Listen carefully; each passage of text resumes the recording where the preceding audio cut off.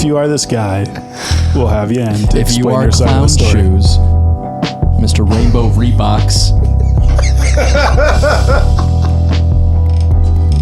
We know you're not winning any marathons, I just buddy. can't imagine hearing. Adidas, all day I dream about sensual bathroom trips.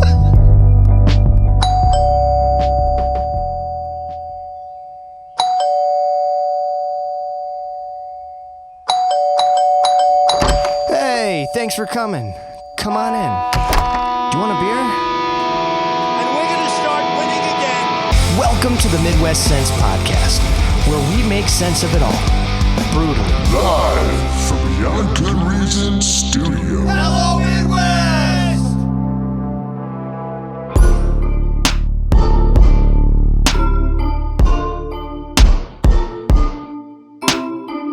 Welcome back, my hindsight heroes.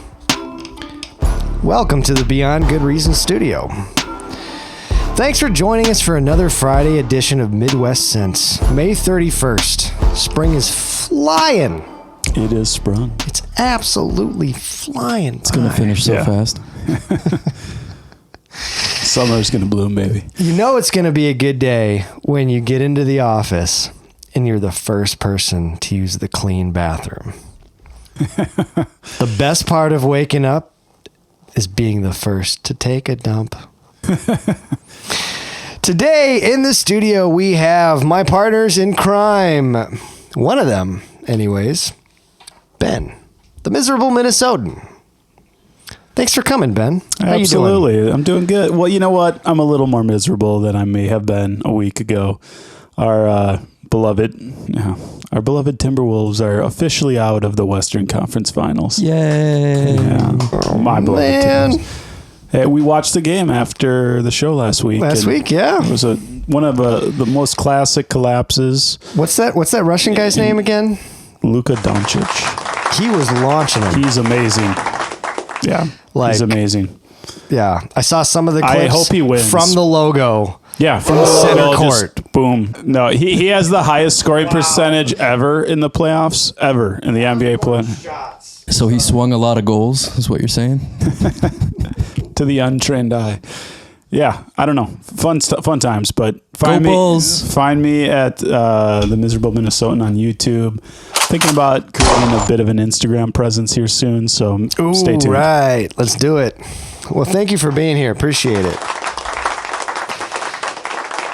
And in the left-hand corner, yeah, my left, yeah, we have the ever elusive Uncle Bustin.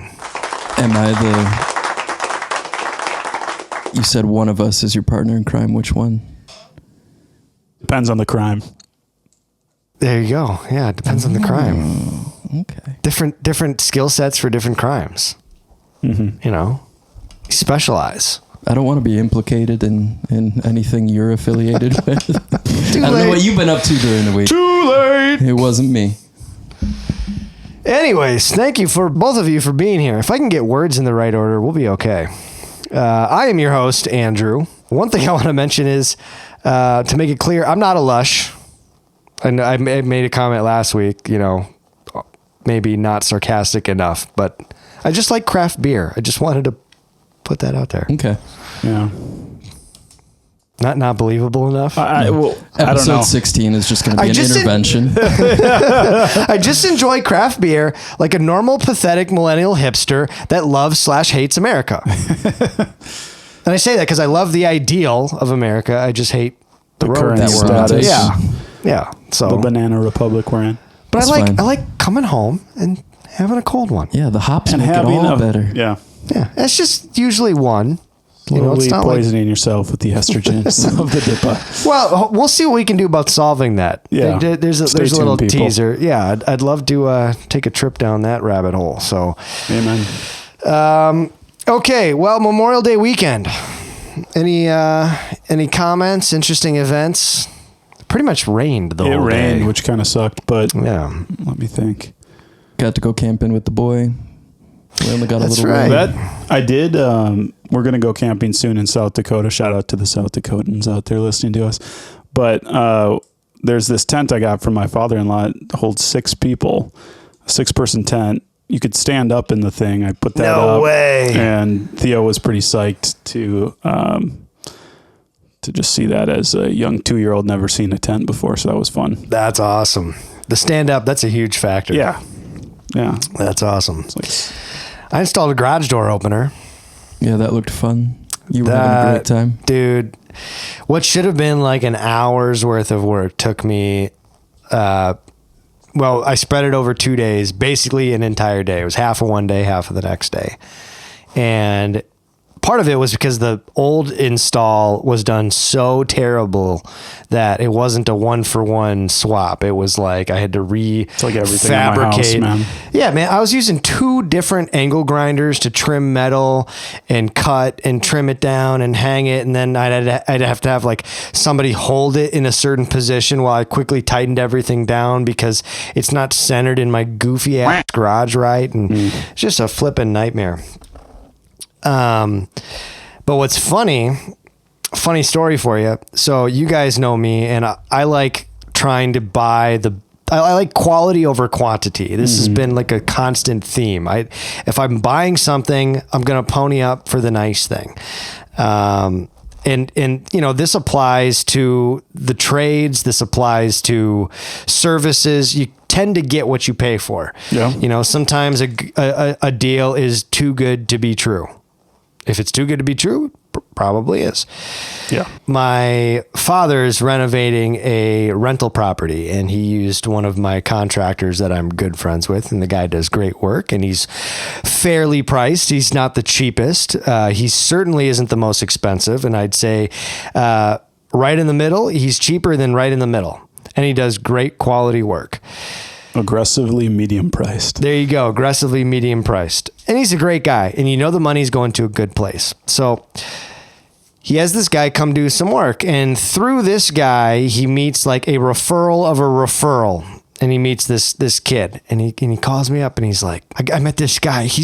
I can't believe it. He does everything. He does a little bit of everything. He's going to do it for so cheap. He's going to do this for like $200. He's doing this for $100. Like I'm going to save so much money with this kid. I'm putting this kid on. Like, I can't believe it. And he's going on and on about how great this kid is. And meanwhile, I just hear red flag, red flag, red flag, because I'm not a tradesman, but I'm pretty handy. And all the stuff that he is naming off, it's worth more than what he's quoting him. Yeah. Oh yeah. Like just the materials alone probably not the materials necessarily, but just like I know the pain in the butt that certain thing is going to take to fix. Sure. And I'm looking at it like, yeah, I wouldn't give my time to that for anything less than $900 to $500, somewhere in there. And this kid's like $200, $100. I'm like that. Okay, maybe he's young and dumb and just getting started, and you got to kind of pay your dues in the trades to get your name out there and get started and showcase your skills, and sometimes you got to do it for cheap. All right, maybe that's what's going on, and he just happened to find this great kid. So I reserved my comments, even though I got all the red flags going off on the inside. I didn't say anything. Fast forward to all of a sudden, he calls me. Your dad? My dad calls me and tells me that all this stuff has been stolen from the property because it's unoccupied. It's empty. It's being renovated. So was it the contractor that found this kid or your dad? It's the one of the contractor's subs, friend's friend. And so what happens with a lot of these guys is, you tend to make money. You tend to get into that passive income ownership position by subbing out all the jobs. Subbing stuff out, right? So I'll come look at your bathroom and I'll tell you, yeah, I'll do your bathroom for $6,000. Meanwhile, what I'll do is I'll go find a buddy or another guy that's maybe a little bit lower on the totem pole, and I'll be like, hey man, I got this bathroom. I'll give you $4,000 to do this bathroom, and maybe I'll do the demo, but I'll send dude over there to finish doing the tiling and the grouting and all that. So I'll make $2,000 off the job. They'll make $4,000. Dude gets the homeowner gets their bathroom done. Everyone's happy.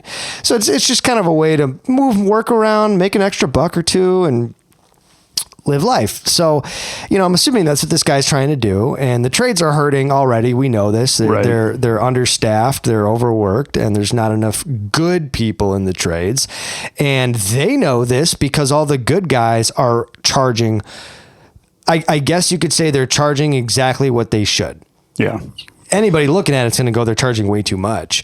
But because of the supply and demand curve, Yep, exactly. They're charging exactly what they can get. And they're worth, these guys are worth every penny because of the supply and demand, exactly like Ben's saying. Mm-hmm. And smart. So he tells me, all of a sudden there's a commercial dehumidifier. It's like a $2,500 dehumidifier gone, missing. There's a commercial fan, maybe $1,000, $1,500 missing. A couple of lights that were supposed to be installed, missing. Back door left unlocked. Oh, so the boy. best he can figure out is this kid, who shall remain nameless, is... Shall he? Really? Yeah, well, you'll see why, because, if anybody... He'll be on the news next time. Well, maybe he already was, but... Could he have just accidentally left the back door unlocked? And that could be. Because if he knows it's unoccupied, he's the only one working the job site. He knows that's going to go right back to him if anything ends up missing. Why would he do that? I don't think himself? anybody thinks that. I don't like ahead. this angle. I like blaming him for everything. It's too easy to blame him. So I think he's getting framed. Honestly, that's kind of the position I took. Could be. Like it could have, because people look for unoccupied houses. Like guys who are thieves. That's so true. They purposefully drive around looking for, oh wow, there's contractors in and out of that place. It's being heavily remodeled, meaning there's tons of tools being left around, lying around all the time. I mean, there's mistakes that happen. There's materials sitting out there. It's prime for the taking. Mm-hmm. And half the guys... plot of Home Alone, right? If the kid didn't see him going into the unoccupied home during Christmas, they would have got away. The wet bandits would be fine. Right. And they know that,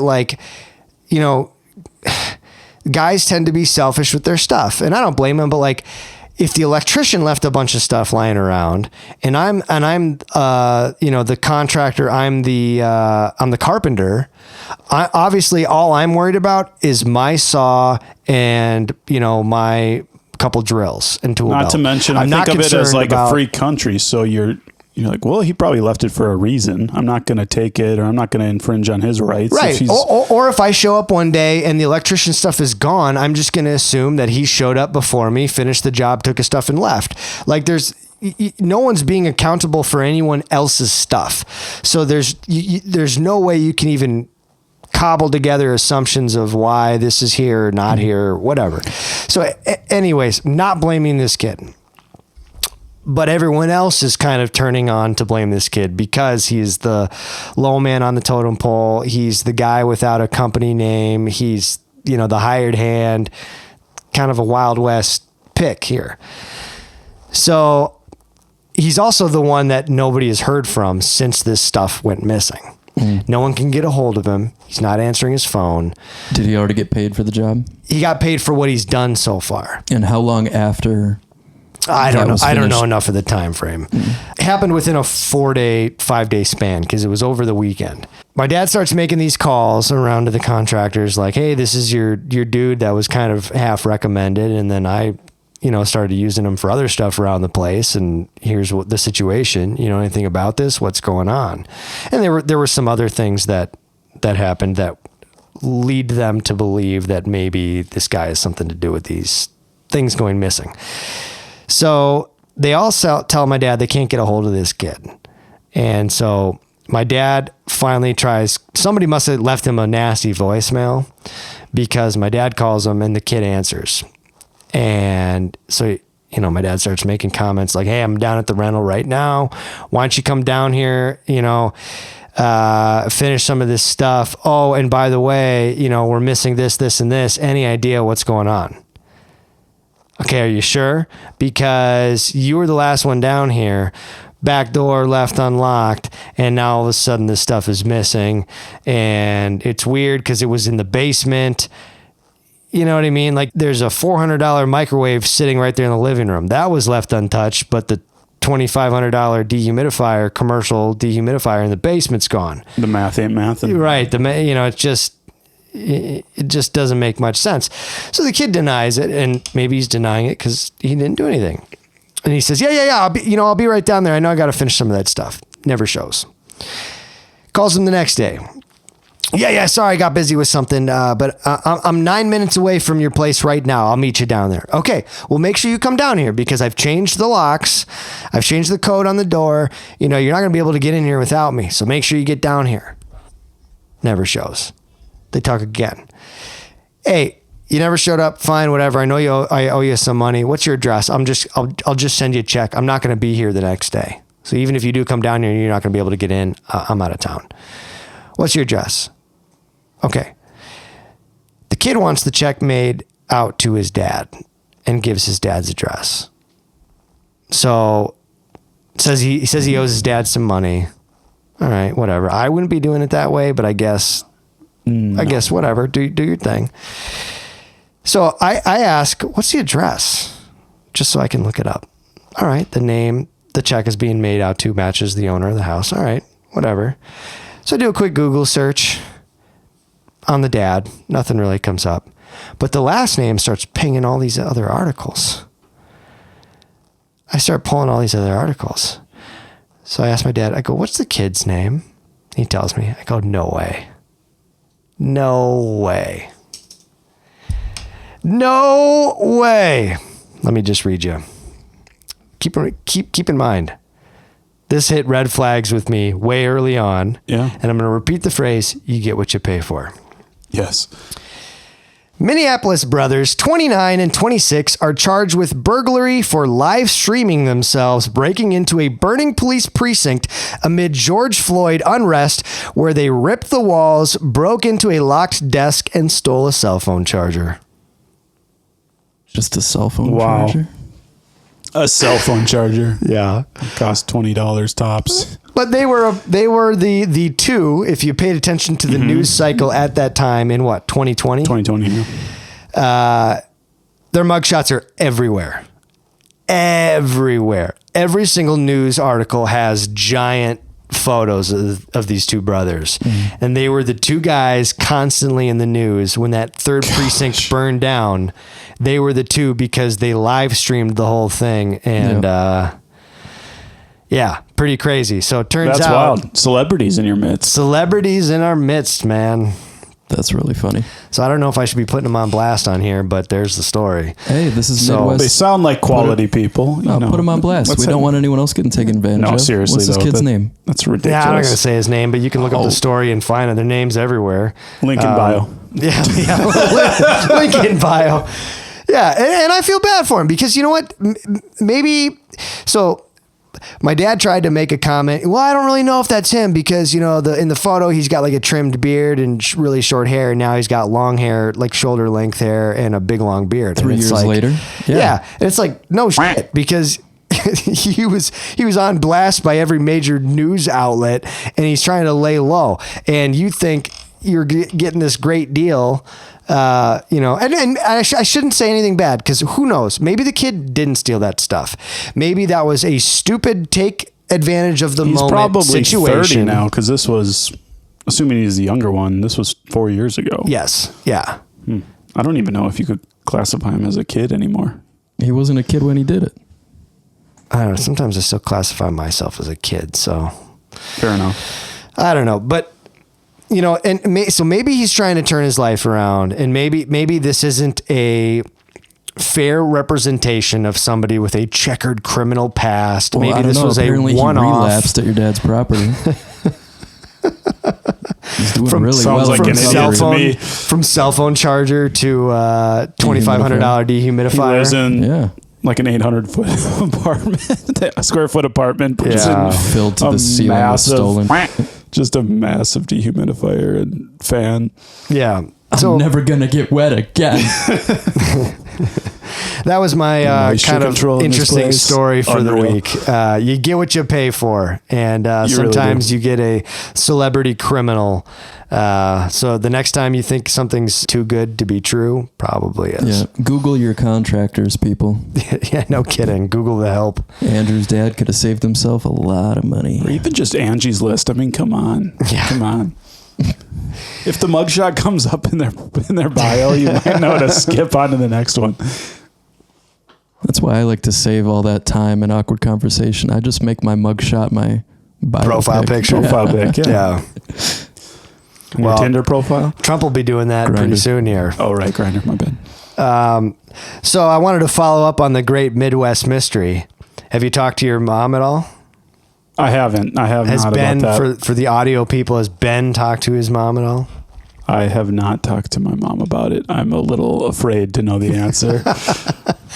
I'm just interested, like who texted or who called who first. Yeah, we'll have to follow up on this Because on the I'm next trying to episode. sleuth through this deal without asking direct questions. Because as it sits, obviously if she listens to this, she's going to know. But as it sits, I have not talked to my mom. But she's listening. About it. How's it going, Andrew's mom? How's it going, Mama? But I don't know that she knows that I know that she's heard it. I mean, I don't know if it's much of a mystery. I'm pretty sure we know the culprit here, and it's okay. I mean, Oh, I don't have a problem We'll with have it. to- I just think it's funny. And It it's, is, yeah. It's this weird like fourth wall, right? It is a 'Cause fourth wall. This is happening out there in reality, but we're not talking We're about not it in out there. reality. But we're talking about it in here, trying to figure out without asking directly. So I was just curious. I'll get back to you on that one. What's your suspicion? Do you think that your mom reached out to mine? My suspicion is I think my mom listened to our cast.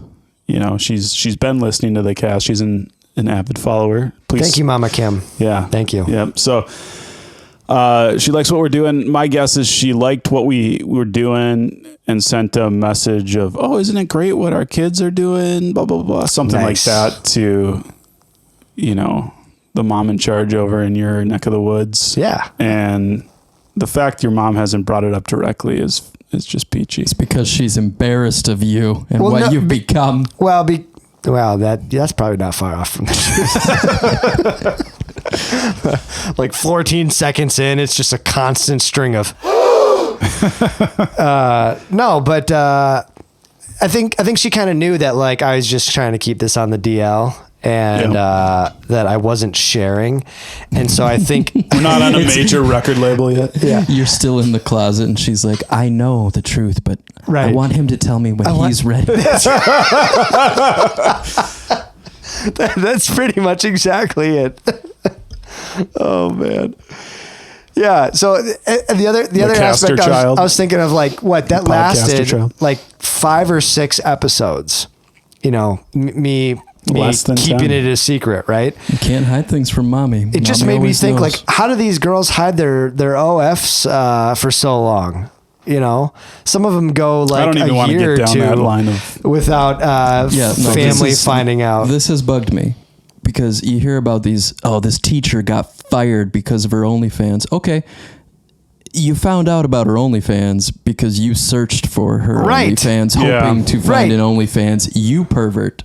You're the bad guy here. This is what I've never understood about the whole like, oh, did you So hear? people think they have a hot teacher and they look up their teacher online and that. Well, no. So then you have a kid who's underage, legally not able to go on that app in the first place. So that kid is admitting that they Right. were in the wrong by searching it.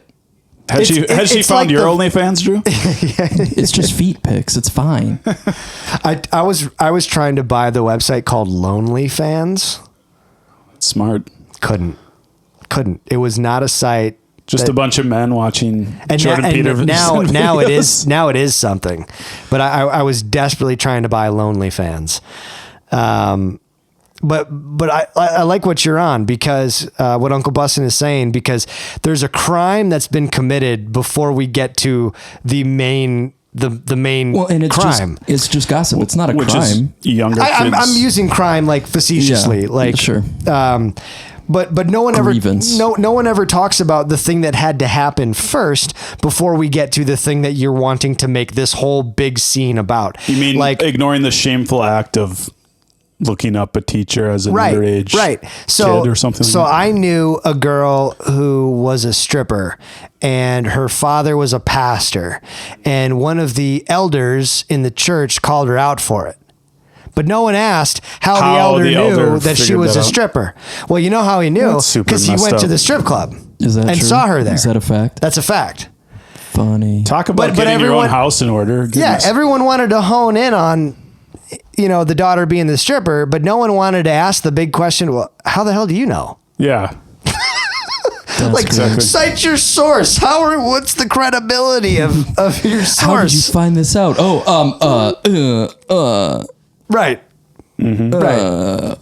So that's a great point. So we got a little bit of our own Midwest mystery going on. So are you the stripper or the pastor? I don't know. Hey, get you a guy who can do both. I guess the beauty is in the eye of the beholder, right? So we'll have to wait to see what Mama Andrew's review is. But no, I just think it's funny trying to chase 2-star review on Apple Podcasts. I'm embarrassed. Would not recommend. I did not raise you to speak this way. All right, and then one follow up on the bathroom thing. So if you didn't listen last week, to catch you up, when I'm doing my business at the office, we got one stall in the bathroom, and the whole thing was dudes will come in and try the door, and I'm not taking it personal. I think they're just trying to use the bathroom. I'm pretty sure it's one guy that's following your calendar. It's more than one. It's more than one guy, but we'll find out for sure because I'm starting to document. As you both received the photo earlier today, I'm gathering intel. Exactly. It's kind of invasive of you, really. Took a picture of someone while they were going to the bathroom. You know what? It's supposed to be. He's trying to break in. You know what? To see my boy on the pot. That's right. Who's more the invasive? The door is closed. It's locked. Yeah, I'm behind a locked door. You can see through the small slit in the crack. Did he come try to push it open again? I'm behind the locked door, minding my own business while I'm doing my own And the worst business. part is you heard him unzip his pants prior to trying to unlock the door. He was ready. The zip happened, and then the tug on the door happened. The sequence was just way, way uncomfortable. That's right. I wasn't happy with the order. I wasn't happy with the order of events there. I just came up with a new theory. His shoes were. Go ahead. He has a secret rendezvous scheduled.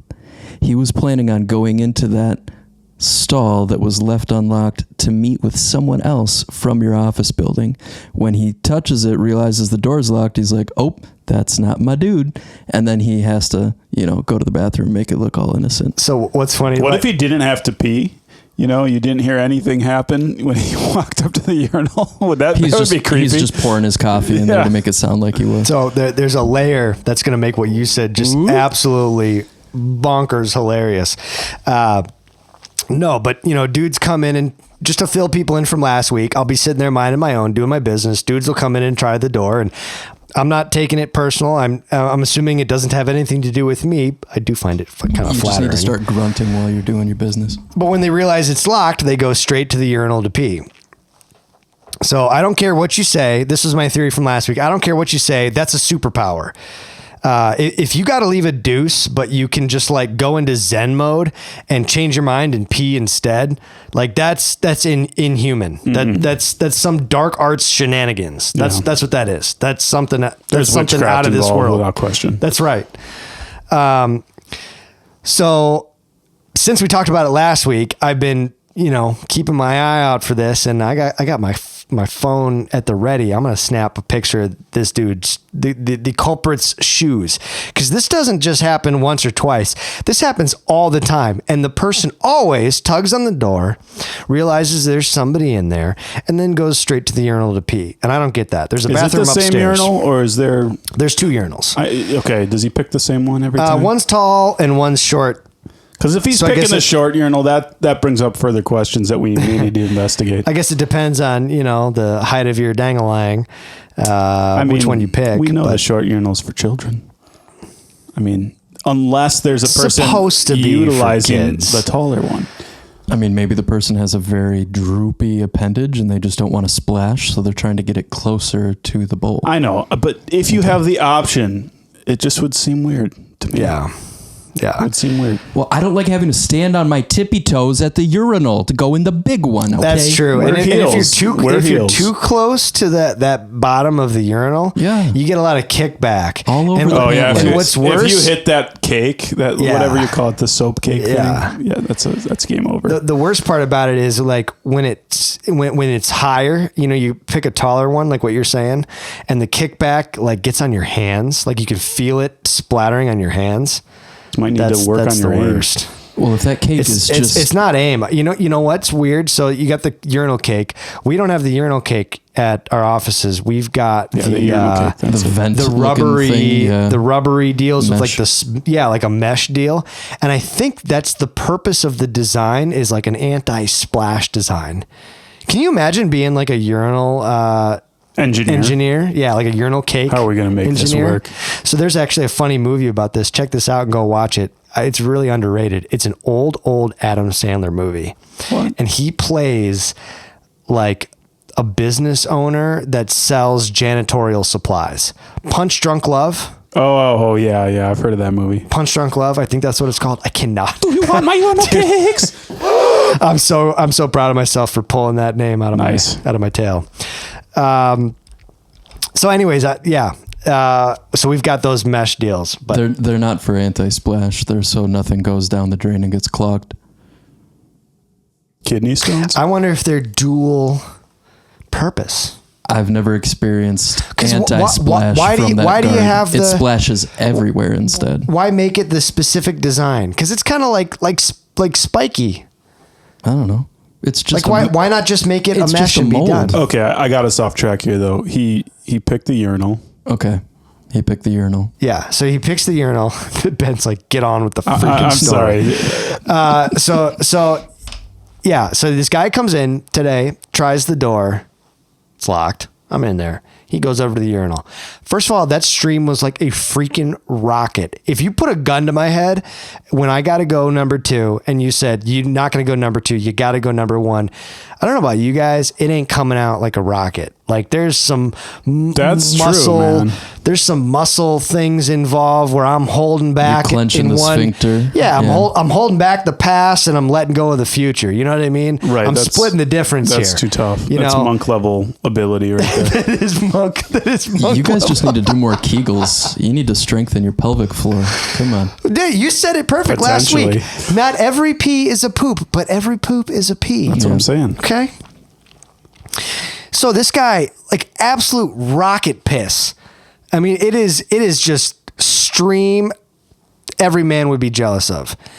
I snap a pic of his shoes, right? And I know I group chat texted that to both of you. We got the culprit's And what did shoes. Justin say? Well, What did I say? What did Bustin say? Some gay ass shoes. They were like multicolored. Yeah, they Rainbow looking. Yeah. So here's what's funny about this. I actually know who the guy is. And what did you say earlier? Your theory is that he's got this secret rendezvous. Yes. So what's funny is he works in the office down the hall from me. And for, I kid you not, like 3 months straight, almost every single day, 5 days a week, him and I would be in the bathroom taking a piss at the same time. It became such a thing that when we would both walk in, it would be like, "Oh, you're here for your mid-morning piss?" Like our, Did you guys high five? We each would like, we each would like be coming up with like weird little clever like, "Oh, looks like we've synced up finally," like just these awkward little phrases, and then after a while, we fell out of You sync. found and- it wasn't appropriate to continually bring it up.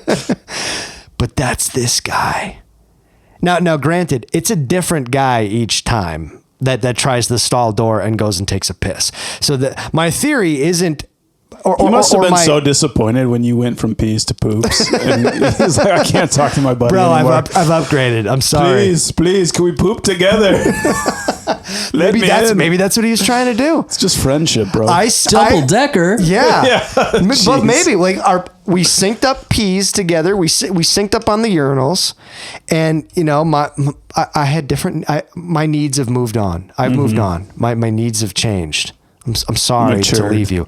It's not you, it's me. That's what I should have told him. It's not you, it's me. Next time it happens, say it. And as the he's beef leaving. burrito I had last night. But now he's on the same journey. He's right behind me, trying to go on the same journey, but he can't because there's only one stall. Oh, goodness. I think we figured it out. Man, this is so sad. I'm so sad for him.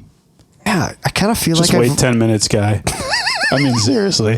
Okay, so now Text him next a time, picture to let you know. that you're I kind of okay. feel like I've left a soldier behind. here's what you do. Write a note. As you walk into the stall, you slap it on the door with some tape, close the door. I don't like the He slap will on the come door. in. I like the slide under the door to make it a little No, bit more no. sensual. See, no, he's leaving it on the outside of the door as he's taking it. So when the guy comes in, the note is right there waiting for him on the closed stall door. But there is something sensual Sticky about notes. hearing him come in. He approaches the door, and then you just hear the. Little cat and mouse, you know? You just hear the Did you just say there's something sexual about it? sensual. That's something. not even better. Something. Either way, you know. There's just a little bit of like. I've been fantasizing about No. this for years. But see, it's not sexual. It's the whole game. It's sensual. Sensual there's- seduction. Yeah, there's a little. It's not. Let's see. It's not this. It's not that. No. You know. It's. I don't know that I have a good I'm one gonna for come. Do No. not come. it. I don't know that I have a good one for it. It's. Oh no, it's Greta. No. This is gonna come. wrong. No, I don't think it's that, But though. it feels so right. Don't make it gay. Yeah, don't make no, it gay, it's, Justin. It's just It's just. two I'm not making guys. it. He's calling it sensual. What about this is sensual? I mentioned the word sensual, too. You know, we got down that path. It's just the whole... No, but you know, to be wanted It's that way. thoughtful.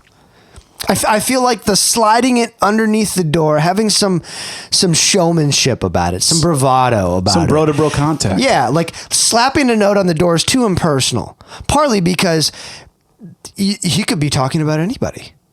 Depends what the note says. Who knows when that note Versus- got there versus you see the note come under the stall. Exactly. Versus you know there was it's thought more put into thoughtful. Exactly. Because I hear the door open. He's And there. He's waiting. I do my part to lean over and see, I wonder who this is. Mm-hmm. And then you double down on the thoughtful because I go, oh, I know those shoes. I know those. This is my old pissing buddy. Are you Black Shoes? Oh, gosh. So here's I know those what shoes. the note will say. And then he just hears shh as I slide the note And then underneath you look the under stall you door. look says, under the "Give me stall. 5 Your minutes." note's there on the floor. You see him turn slightly and just piss all over. I was just going to say. Here's what you do. This is what your Rock. note should I hear say. him go, "What's that?" And he turns in midstream. Your note Hits the should door. simply say, "I miss you. I miss us," Da-dum-dum, and he will know da-dum-dum. exactly who left that note and why. Would that be the best message? Just play I It wouldn't Miss be You the by worst Blink-182. So you just It's ragged. sensual. Well, I was just gonna say you ragged on me for being too sensual about my bathroom relationship. Yes, Got no, it just dialed roll in, with though. it. Roll He's got with it it. dialed in. I miss you. us. What would be a better phrase to put though? You don't want to say, "I've have- been waiting for you." 'cause I that's haven't- like an invitation. I haven't forgotten about you. I haven't forgotten about us. You I'll gotta flush include the twice. us. Forgot about us. I'll flush twice. Or maybe flush twice if you miss me too.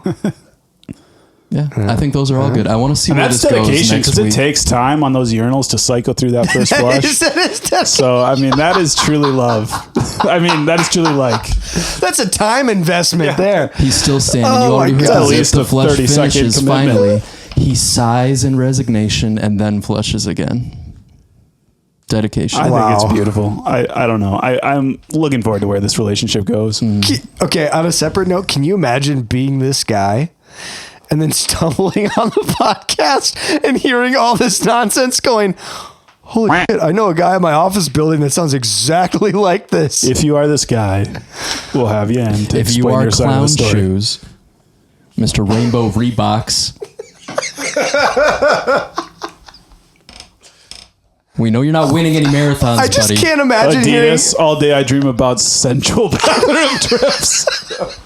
I just can't imagine hearing this much detail and pontification about some guy at his normal day job Hey, just when trying you to get live to his pooping, life. when you get to the topic of pooping and dudes, there is a lot to be said. Okay. Yeah. We On can't this podcast, we make sense of it all. It all. Brutally. Brutally. I love it. Living up Exactly. to the mission statement. Finally. Absolutely. Wow. Where do we go from here? Where do we even I go think from we here? should just end the cast right here. This is it. I It know ain't it. getting any better from here. That's for sure. Sensual shit, rendezvous, seduction. Wow. So just to tie that up, the whole thing started with me just trying to figure out what this lizard people is of like, you got to poop, but the door's locked, so you go pee instead.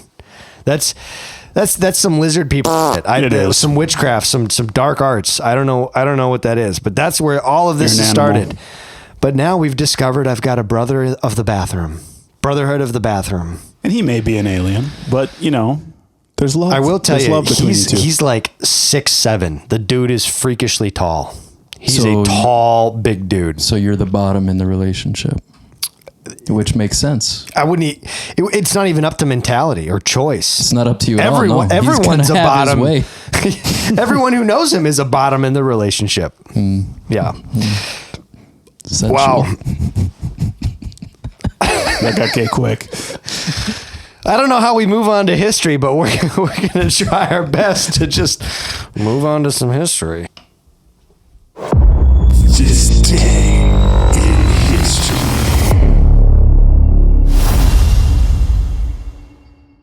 Oh, the past. Sometimes it's mundane compared to bathroom talk. 1879. This goes out to all you sports ball people. Madison Square Garden opens in New York, named after the fourth president of the United States, James Madison. That's actually incredible. 1879. 1879. That building's been around. Well, so It's got to be the oldest stadium in the United States. It very well could be. I did do a little bit of Wikipedia diving on it, and it sounds like there's been 2, maybe 3 locations of the Madison Square Garden. So this may not be where the Madison Square Garden is today, may not be where the original one was in 1879. That makes way more sense. But the name and the idea and the institution that is Madison Square Garden has been around since 1879. Wrigley Field, Fenway. Fenway Park. 1912, still used today out for the Boston Red All Sox. right, that's cool. 1885, Dr. John Harvey Kellogg of Battle Creek, Michigan, files application for patent for flaked cereal and his process for making it, controversially excluding his younger brother, Will Keith Kellogg. There's a big conspiracy surrounding that. Did he go make another company, as in General Mills? Well, I'm trying to remember the controversy. Will's General Mills? There was an episode of Drunk History. Did you guys ever see that show? Yeah. It's pretty funny for the viewers. They'll get celebrities to drink to the point of intoxication and then tell a story about a specific historical figure, and then they'll do like a live action play of yep. the situation. It's pretty entertaining.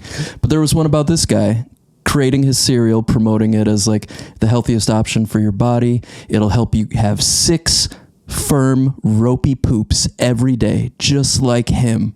And then there was something with his brother, but this was years ago, and now I can't remember. Yeah, I don't know. That sucks to be screwed out by a blood relative like that, though. Will Keith Kellogg was an American industrialist and philanthropist who co-founded the Kellogg Company, a multinational food manufacturing corporation known for its breakfast cereals. He is credited with popularizing cornflakes, a breakfast staple that has since become a global phenomenon. 1893, remains of Jefferson Davis moved from New Orleans and reinterred at Hollywood Cemetery in Richmond, Virginia, per his widow's request. Because women just have to be in control of everything, including your corpse and where it lies. You know what it reminds me of? It's like, it's finally the weekend, and you're going to go do the shopping that you've been promising your wife for weeks. You're doing some interior design. So you get a new fake flower or fake tree. You put it in the corner. She says, put it over there. Let's try it on that side of the room. She did the same thing with his body. He's already buried. And she's like, put him over there. Let's see how that works. And they moved. He may rot better in that corner. Yeah, they moved him states away from New Orleans to Virginia. That's a pretty good distance. Yeah. Wow. I wonder what the shipping costs on a dead body are like. 1976, The Who set the record for the loudest concert of all time, 120 decibels at 50 meters at the Valley in Charlton, London. But it sounded like shit. I wonder if that's when Keith Moon lost his hearing, the drummer. At some point, Wouldn't surprise at some point me. he lost his hearing in one of his ears. 120 decibels is fairly loud already, but that was at 50 meters. Yeah, that's really close. So to have That's that about as loud volume as that the- far away from the source is Like US Bank Stadium Pretty loud. gets that like maybe 160 or something. Could and be. that's 60,000 people yeah. in a massive stadium.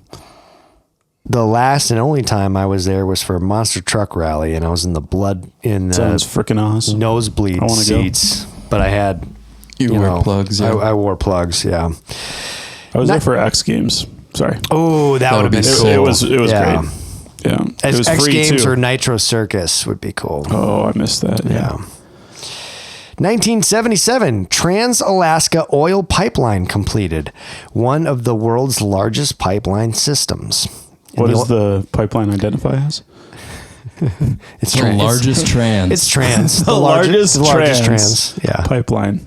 I just threw that in there because I thought that was interesting that it's been around since 1977. And Cool. During the Trump 2-0 Biden time, the whole pipeline was quite a big conversational Keystone piece. pipeline, So yeah, the additional pipeline of Keystone Pipeline. But Mm-hmm. I'm not even going to try to read this name because it is got to be over 20 letters long. Maybe Justin knows the name off the top of his head. But in 1985, this word, also known as MDMA, do you know how to say the whole word? Methylene I could read it to you. methamphetamine. Methylene dioxymethamphetamine. Pass the pad to Justin. I'm wondering if this is supposed to be broken up into multiple words and the article just smash it in as one no, word. it's one word. Methylene dioxymethamphetamine. It can't be one word.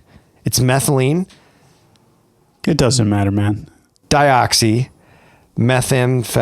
I don't know. MDMA Meth? becomes a Schedule 1 drug in the United States. Bustin', you ever try that one? MDMA? Yeah. No. Not even a sip? No. I've done Molly and X, so I guess I've done MDMA. That's what MDMA is. Yeah, there are some differences in the way that they're developed, whether you get a compressed pill or a crystal form. You've hardly homeschool you've hardly kids. admitted it for 2 seconds and they're already on their way. You hear Yeah, that? I can hear the cops outside. Are you looking He's up in this- here. Narc! 1990. He and- won't even have a beer tonight. So I think he's good. Yeah, you know what? You've come a long way from trying MDMA to denying my beer. It's sitting there sweating by itself. I want to point out Andrew has 3 beers within reach. One empty, one half, one unopened, which oh, those are both open. That one's empty. One's empty. Oh, okay. This one's almost half gone. That one's unopened. I'm saving this one for you. It's still May. I'm not thirsty. Yeah. You're making me look bad, man. Cave to some peer pressure. In 1990, NYC's Zodiac killer shoots third victim, Joseph Ponce. That Zodiac guy, that's Ted Cruz, right? Yeah, Ted Cruz. Wasn't that the whole thing? That was. That's what I thought. Zodiac killer Ted Cruz hiding in plain sight. I don't think Ted Cruz could run away fast enough from the Senator scene. Ted Cruz. Yeah, no, I just remember a whole bunch of stuff. I don't even know what the deal was. What was the coincidences that they were trying to align? I don't know. His face looked like the Zodiac Killer, I think. I don't think there was. I once came into an interview on talk radio late, and I couldn't figure out who it was. They were talking about doing basketball games at the, with Congress. Oh yeah, all Congress members get together and play basketball. That would be hilarious. No, they don't. Found out. Oh yeah, some of the young guys, we have to use our craftiness or whatever. I find out it's Ted Cruz, who looks like a human bowling ball. I can't imagine this guy shooting a basketball. Dude, the rest best of them thing, are in wheelchairs. Did you guys see him after he grew that beard? Yeah. Looked like a totally different person. He has to keep the beard. He's got to keep the beard. He's too fat. Yeah. He's too fat. And Ted, you're kind of turning into a rhino. I'm disappointed in you, man. Good lawyer, good cross-examiner. Well, he started out as a constitutionalist, basically. I know, what's and then he happened to you, abandoned Ted? that real quick. So all politicians are liars. I think we know this. We know this already. Did you guys ever see that movie with, I think it's with Jake Gyllenhaal? Jake J. About the Zodiac Killer? Yeah, it's just called Zodiac. Robert Downey Jr.'s in it too. Yeah, that's the other guy, It's a Robert really good Downey. one. Oh, and it's a great Mark movie. Ruffalo. He's been in a lot of weird movies, Gyllenhaal. He was, what was that other one where he takes pictures in L.A.? Have you guys ever seen that? Nightcrawler. Nightcrawler, yeah. Nightcrawler, that's a good movie, though. It was good. And there's another one. With the spider in the end? What was that movie? Is that Very indie. Did you ever see the movie Prisoners? Prisoners he in that was one? really good. That's a creepy one. It was him and Hugh Jackman. Hugh Jackman, yeah. Hugh Jackman. Is that the one where he plays a cop? Yeah, he's a detective. And the looking for a kids missing get girl. Yeah. abducted. You know what? It's a challenging. I wouldn't want to watch it as a parent now. I've got a beta male confession. What the red pill alpha community would call a beta male confession. Ever since having kids, I can't watch those movies where like the kids get kidnapped or no, I don't want to watch that. or killed or whatever. I can't Anytime it's like, even before I had kids, when I Detective watched it was Swanberg, disturbing. You read the description on Netflix and it's like Detective Swanberg sweeps the town for years looking for missing Jimmy. Jimmy was abducted at 6 years old. Parent left the family a wreck. Divorce in its wake. And it's like, nope. Kid gone missing. Nope. Not going to watch it. No, Yep. I don't want that in my brain. Yeah. Can't do it. 2004, Harry Potter and the Prisoner of Azkaban, the third film based on the books by J.K. Rowling, is released in UK cinemas. Did you know that was the only film out of the 8 that had... Different director? Nope, there were multiple directors. It was the only film where the director only directed that film. Oh, yeah. Yeah. I've been reading through this series for the first time. I'm on the 6th book now. Good for you. They are like some of the best books I've ever read. But I really enjoyed the 3rd book, probably one of my favorites so far. The movie sucked. The movie was terrible. It was one of the worst movies. Mm-hmm. I mean, the movies in general are just... If you read the book, which my wife's making me read the books first and then watch the movie, which is smart. That's the way to do it. It's such a disappointment. It's such a letdown. Mm-hmm. Oh, and that doesn't end. I know. This was The Prisoner of Azkaban is arguably the worst movie. Yeah, And because it was such a good story. Well, yeah, they took a lot of good stuff out of it, and part of it was just between the cinematography, special effects, and everything. It was so drastically different from the previous. From the first two. The first two were well done, and it made you nostalgic general. For them, even though it's like almost lower budget in the way that they were laid out and everything. And this one is like, it's just so drastically different that it already just cut turns corners, you off. man. And then they cut corners, and they didn't bring that director back. I'm so glad that not only did I read the books before seeing the movies, but I made my son read the books before watching the movies. Because he's hyped on it. Yeah, and I had actually never seen the movies until he read the books, because I read the books years ago. You saw it through his eyes, right? Well, not only through his eyes, but I'm seeing these movies for the first time, and every single movie, the overwhelming mental theme for me was, I'm so glad I read the books first. Mm-hmm. I am so glad. I pity the kids that saw the movies and then read the books, because to have that imagery from the movies transposed, overlay onto the books. I'm even disappointed about that as an adult, because I know what Harry Potter is cast as. I know what Hermione's cast as. What the sets kind of and look like. And unfortunately, they started making the movies soon after the books were released, so that started to happen, I'm sure, no matter what. But they're making an HBO series of it, I've heard, which I think would do the books justice because there's so much good detail that's left out in the movies. Well, if they make a season of each year. Yeah, hopefully they stick to being really detailed. That's my biggest gripe. Wasn't Adam Driver going to be Snape, I think? Anyways, I don't know. Oh, that'd be a good casting. I like him. He's a beast. Yeah, he's a good actor. Love Adam Driver. But if you're watching any film that's based on a book and you get to the end of the movie and you have questions that someone who has read the book can answer for you, then you did not do a good job on that movie. I think that's fair. That's fair. Yeah. I've never watched or read the Lord of the Rings books. I've watched them, but those were really well done movies. They're epic. Lord of the Rings? Yeah. The three of them? You don't think those are good movies? I've never read the books. Have you read the books? Yeah. Okay, so in high school I read The Hobbit and then I read the trilogy. Well, there's so much detail in the books. The books There's are too much detail. Yeah, in the books. the books are really hard read. It took so long They for them don't to read make like that. a fantasy. You got to be patient with the books. Yeah. That's for sure. 2014, Psy's Gangnam Style becomes the first video to reach 2 billion views. 2 billion It's nuts. views You on could have YouTube. skipped that one. The only reason I wanted to say I remember that back in college. this is in 2014. So 10 years ago. That's when everybody knew America's done. when South Korea's just... Yeah, he's Yeah. South Korean. Yeah, What do you mean when- America's done? this guy is credited as becoming the first Korean K-pop star to achieve success in the West. So it has nothing to do with him being successful in South Korea. Get him on the cast. He hasn't done anything recently. Maybe we could capitalize on some of those views. Rekindle his fame. Yeah. They call that K-pop. Sorry, please That's come not on K-pop. the cast. 2017 comedian Kathy Griffin. Who? If you can even call her that. And who exactly? I hate that lady.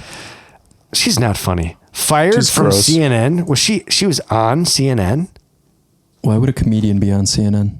I wonder if maybe like let go as a subcontractor. Yeah, talking she must head. have been just talking head. Yeah. They had to do the weather once. 2017 comedian Kathy Griffin fired from CNN after a photo of her holding bloody head resembling That's what I was Donald remembering. Trump. That's how I think of her now, by too. Tyler Shields posted.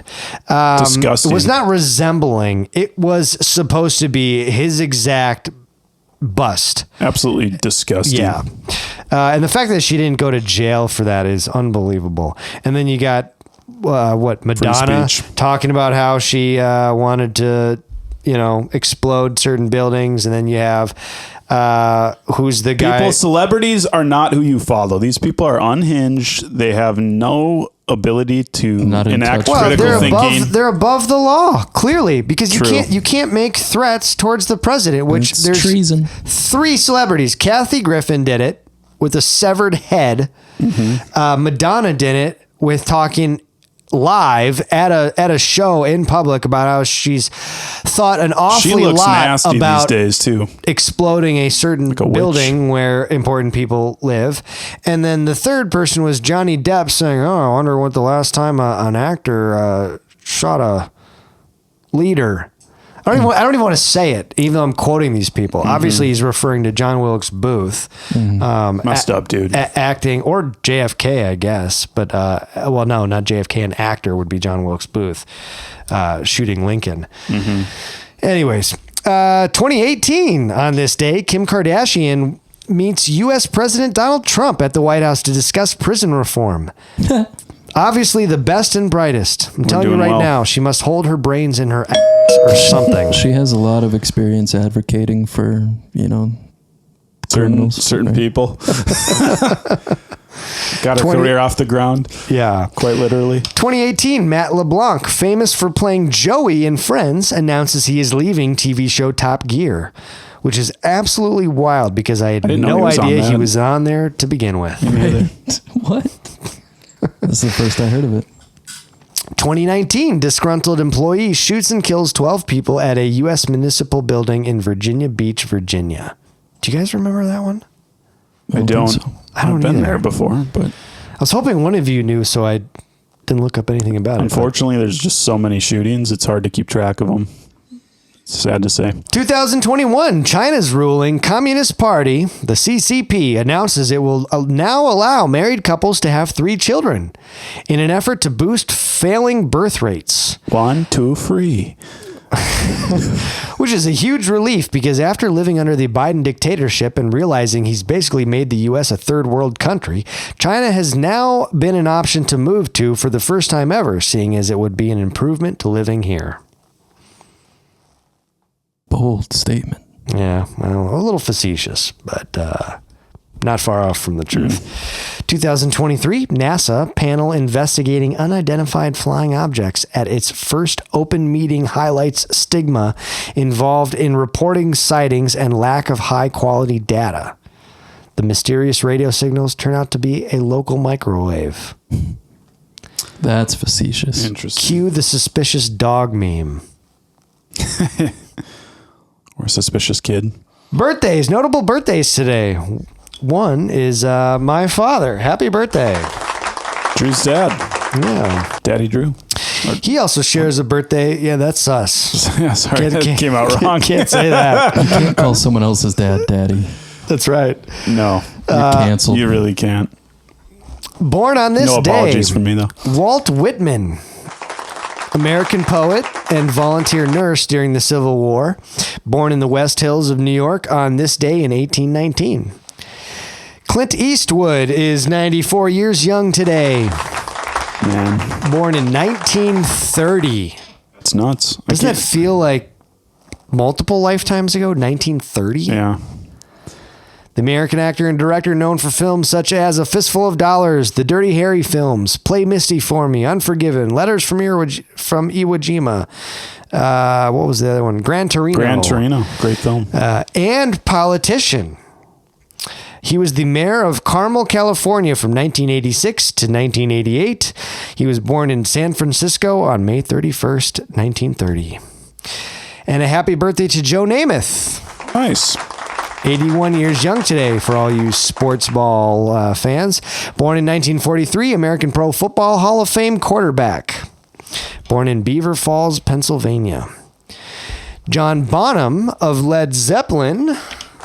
Very nice. Drummer of Led Zeppelin, one of the most successful and influential rock groups in music history. Bonham's distinctive sound, power, speed, and feel for the groove helped establish him as one of the greatest drummers of all time. His son is, I've seen his son play. No kidding. He plays in Sammy Live? Hagar's. You've seen him live? Yeah, he plays in Sammy Hagar's band. He's about 50, 60 years old now, which is weird to think. You know, you think of John Bonham as a younger guy. Yep.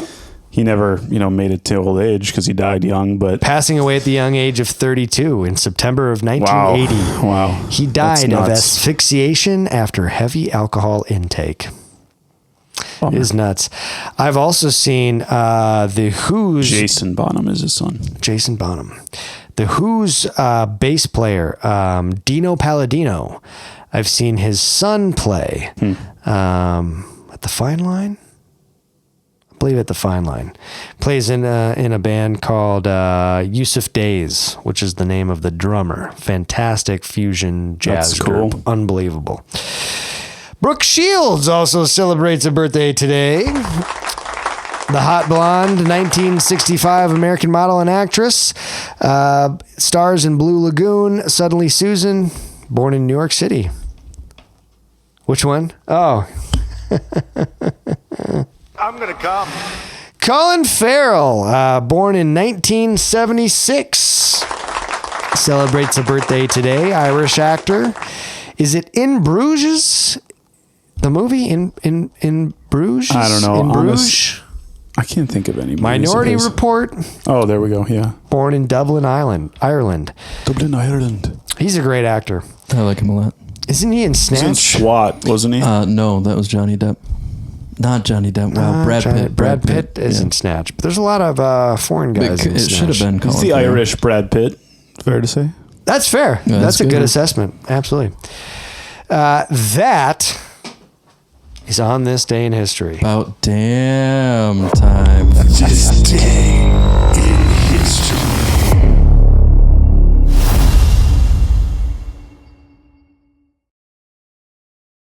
Well, that was probably the longest history section we've ever had, but I think that was fun. We're going to move on to a game. This is kind of a newer game we've been trying out. Hopefully you'll have some fun with us. Play along. Welcome to Adult Gender Reveal, a game that challenges your sexism. A situation or news headline will be read, and you will have to challenge your preconceived notions of what the sexes are truly capable of. There are no wrong answers, as at the end of the day, everyone's a piece of shit, regardless of their gender.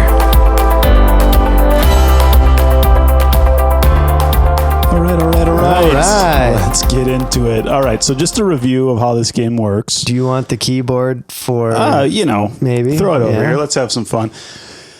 What we're going to do here is I'm going to read some headlines here. I'm going to blank out whether it's a man or a woman. Any gender revealing data is not going to be revealed until I finish the story's headline. You, Drew, and Andrew, and Justin are going to try to guess the gender.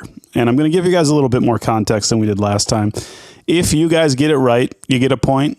If I trick you, I get a point. And we'll just see what happens today and have a little fun with it. Sound good? Peachy. You want something to keep score with? I've got a tool here that I can use. Okay.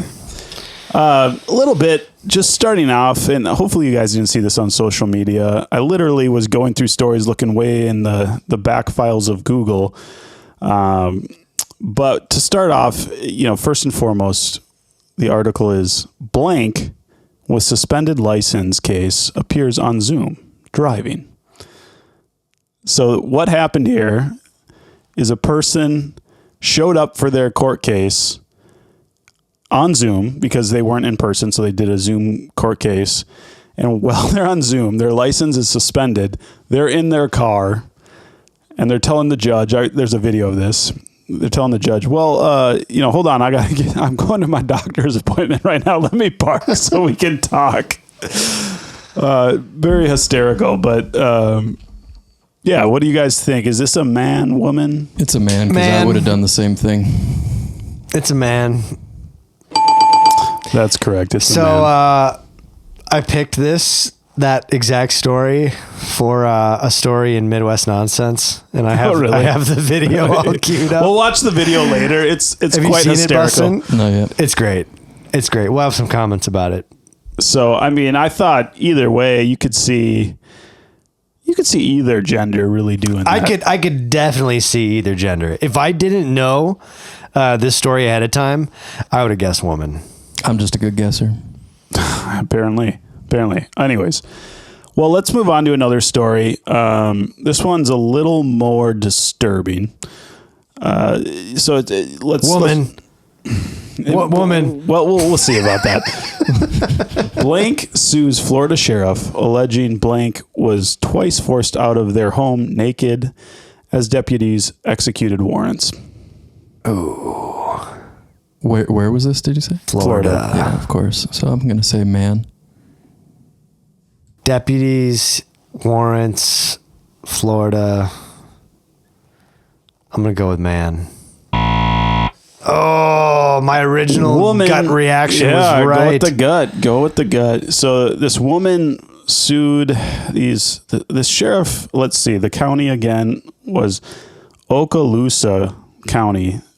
She's suing them for $1 million. This is actually quite messed up. So these cops apparently are just your total good old boys. They don't have any sort of system, it seems like, for arresting people. They arrested this woman twice, and she's looking for more than $1 million in lawsuit damages. And instead of allowing her to get dressed and everything, they forced her out of her home naked in front of her two kids. Whoa. In somewhat like an apartment complex, it sounds like, on the street. They eventually put a shirt on her, but didn't cover up her genitalia. Number one, I don't know why she was naked. Maybe she sleeps naked. I mean, we've all been there. It's nice to sleep naked. You're at home. Right. It's the only place you're allowed to be naked. That's the funny thing. Be naked in your home, people. It's a good time. But Her kids were 14 and 6, so they, that's traumatic to that 14-year-old especially. Traumatic for multiple reasons. And this was in the same complex, it sounds like, as this other person. They named the race. So Black Air Force Senior Airman Roger Fortson was killed because he came up to his home, or someone knocked on his door. Yeah. He opened the door. The gun was pointing. He had a gun in his hands. Yep. I mean, understandable if you don't know who's at the door. The gun was pointing down, and they just blew him, point blank, it sounds like. Bustin and I were chit-chatting about that story earlier in the week, but you're saying this woman who was dragged out of her apartment naked, this is the same complex where that airman was shot and killed. A woman in Florida has sued the sheriff of a department that, I guess it's the same department, that came under scrutiny this month in the fatal shooting of a Black Air Force Senior Airman. Okay, so not the same apartment complex, but the same police department. So it is just LaTanya a police Griffin. department. Yeah, and the other... Like I said, not that I knew because I didn't know this story, but like I said earlier in our texts... Yeah, it's scary. But at the same time, Taylor made the great point. If you're nervous enough about who's at your door that you have your gun in your hand, don't open the damn door. Guess. Yeah, but... You have the right to open your door without getting shot. I'm going to go back to my retort to him is that the police are... And this is going to be like the movie thing all over again.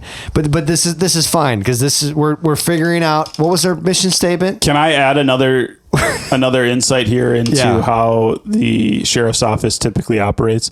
So it says the sheriff's office also faced criticism this year after the release of a video of one of its deputies mistaking the sound of an acorn hitting his patrol vehicle for a gunshot. Oh my God! No way! The deputy fired multiple times at the police SUV where a black man was handcuffed in the back seat. The man was not injured in the incident in November, and the deputy has resigned. Oh, I think we can say Put it to rest. beyond a shadow of a doubt, those guys. Defund that police department. That's 3 strikes and you're out. Very, very stupid people. That's absolutely insane. That was the nail in the coffin. Wow. We've talked about 2 out of 3 of those stories. Just personally, privately, outside of the cast, in text, not having any clue that all 3 of those stories were the same department. I didn't even know those 2 were in Florida. I didn't that's pay that much attention. Wow. Yeah, that's unreal. I would not want to live in Okaloosa County. No thanks. Hey, DeSantis. Take a quick peek over in this county here and check out what your little coppers are doing. Here was my point about that airman getting shot.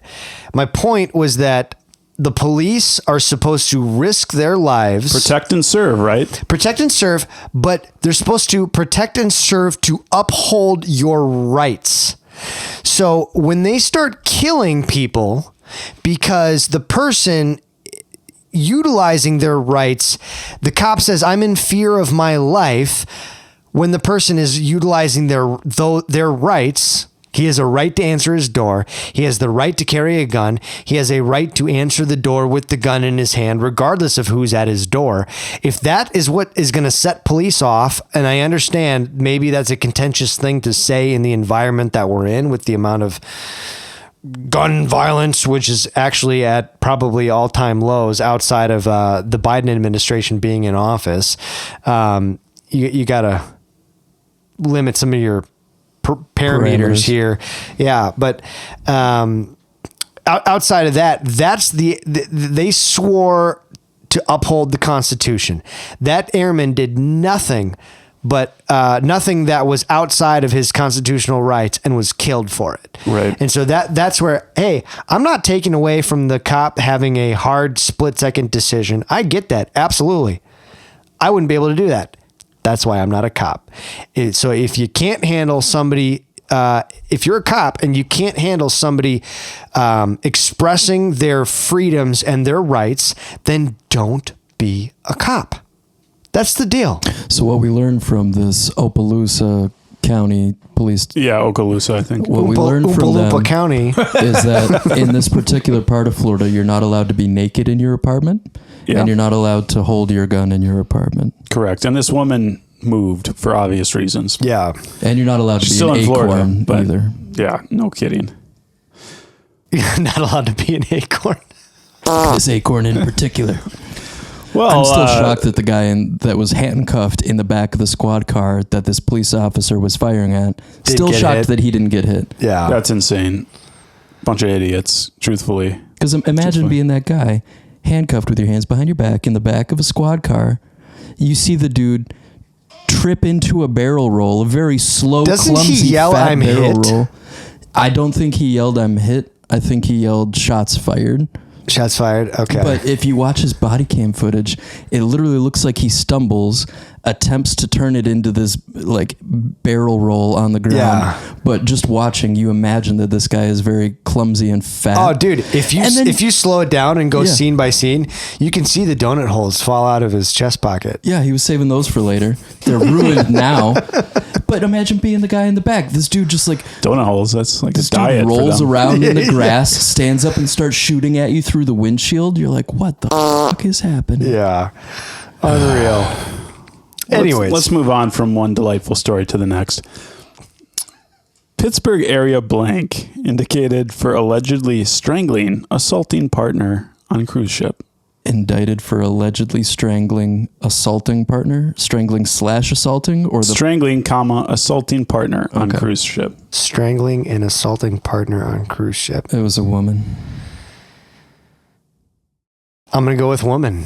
Wrong. It was a man They're doing us dirty. doing the old So what? Simpsons. We're 1 for 2 scenario. right now. Yeah, I'm up on playing you my guys best. 2-1 right now. There's not a lot in that story. It's just basically what you hear. It's this guy didn't have a good time on his cruise, apparently. Who knows what happened? I have a story later in the. We all know what happened. I have a story later in the mix here that may be the same couple. Who knows?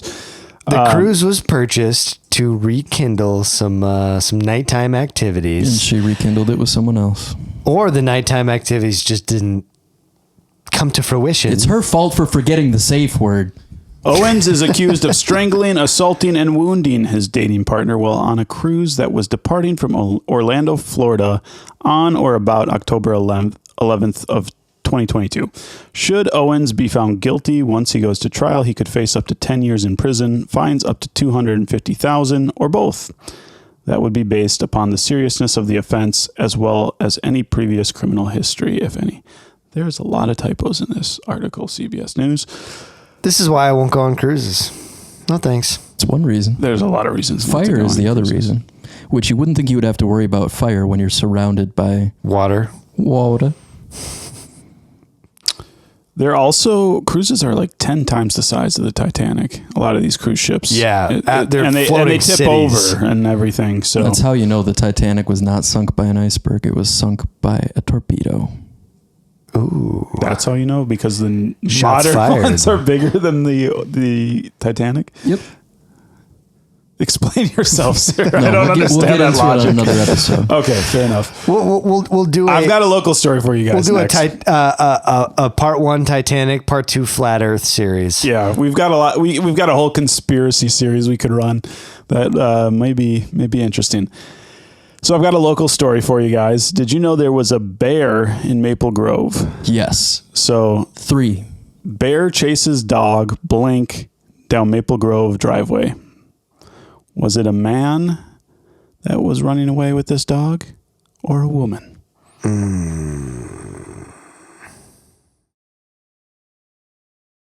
Do you I know? saw the article, so I can't guess. This was the one from this week, right? I All right. believe so. Do you I have believe so. do you have an article pulled up? I don't. This article. You mean? Okay, so maybe Justin knows. Here's my question. Since you already know the answer, It's a video, and so you already know the answer. Yeah. Okay, so if you can see the video, don't tell me. Here's my question. I'm trying to use a lifeline. yep. Do we know what kind of dog? It is what looks to be like a German Shepherd. German Shepherd. Oh man. I'm gonna go with a guy. It's a man. It was a soccer mom. It was a mom. Well, I don't know if it was a mom or just a dog mom. If that's a thing. But yeah, kind of wild. It looks like she's in the up north based on the video, very deep in the woods. It must be. I think they're just near Elm Creek. Yeah, it must be. Yeah. And I go through Elm Creek all the time. Have yet to see a bear, but I know they're in there. There are sightings every year. But I think this one, I think there's a few that live in Elm Creek. Yeah, I think there were 2 cubs with this one also. So it was 3 bears. It's kind of wild. The dog runs away and then the bear chases the dog. And maybe we can throw it up on the old TV here in a little bit. But anyways. Do not kind of a coin flip there. Do not run from predators. They will chase you. Mm-hmm. It's instinctive. Yeah, it's a black bear, so you know. I'm gonna run. I'm gonna run.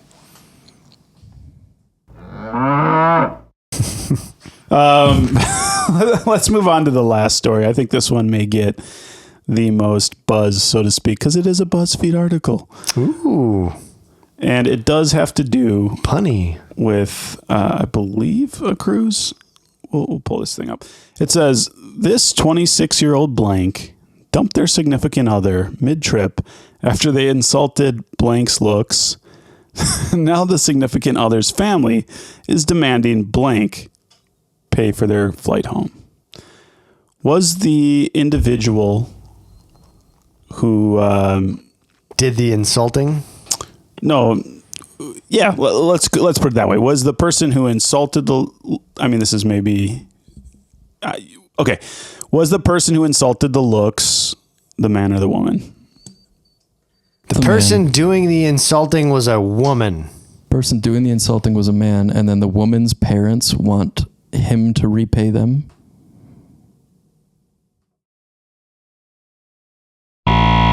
Sorry, the button didn't work. So let me read the true article. This 26-year-old woman dumped her boyfriend after mid-trip he insulted her looks. Now his family is demanding she pay for his flight home. Oh, so she dumped him. Then he basically was like, "You're ugly." No. So they're on the trip. Yeah. Here, you want me to read the story, kind of get juicy into this? Sure. Yeah. So it's written, because BuzzFeed's stupid, it's written from like that person's perspective. It's not really a journalistic article. Okay. The perspective of the man or the woman? The woman, of course. Okay.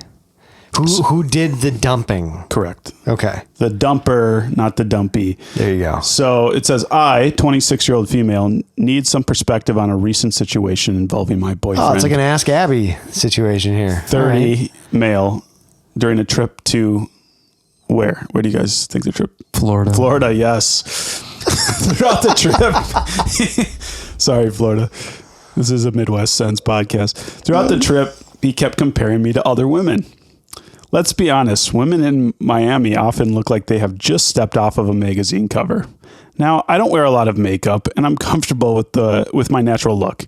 I believe in embracing authenticity and loving myself as I am.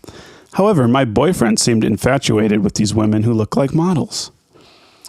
He couldn't stop mentioning how much better I'd look if I'd put some effort in, like this girl right here or that girl over there, which made me feel inadequate and insecure. Hearing your boyfriend of 3 years say, you'd be more attractive if you look like her, doesn't make a woman feel good at all.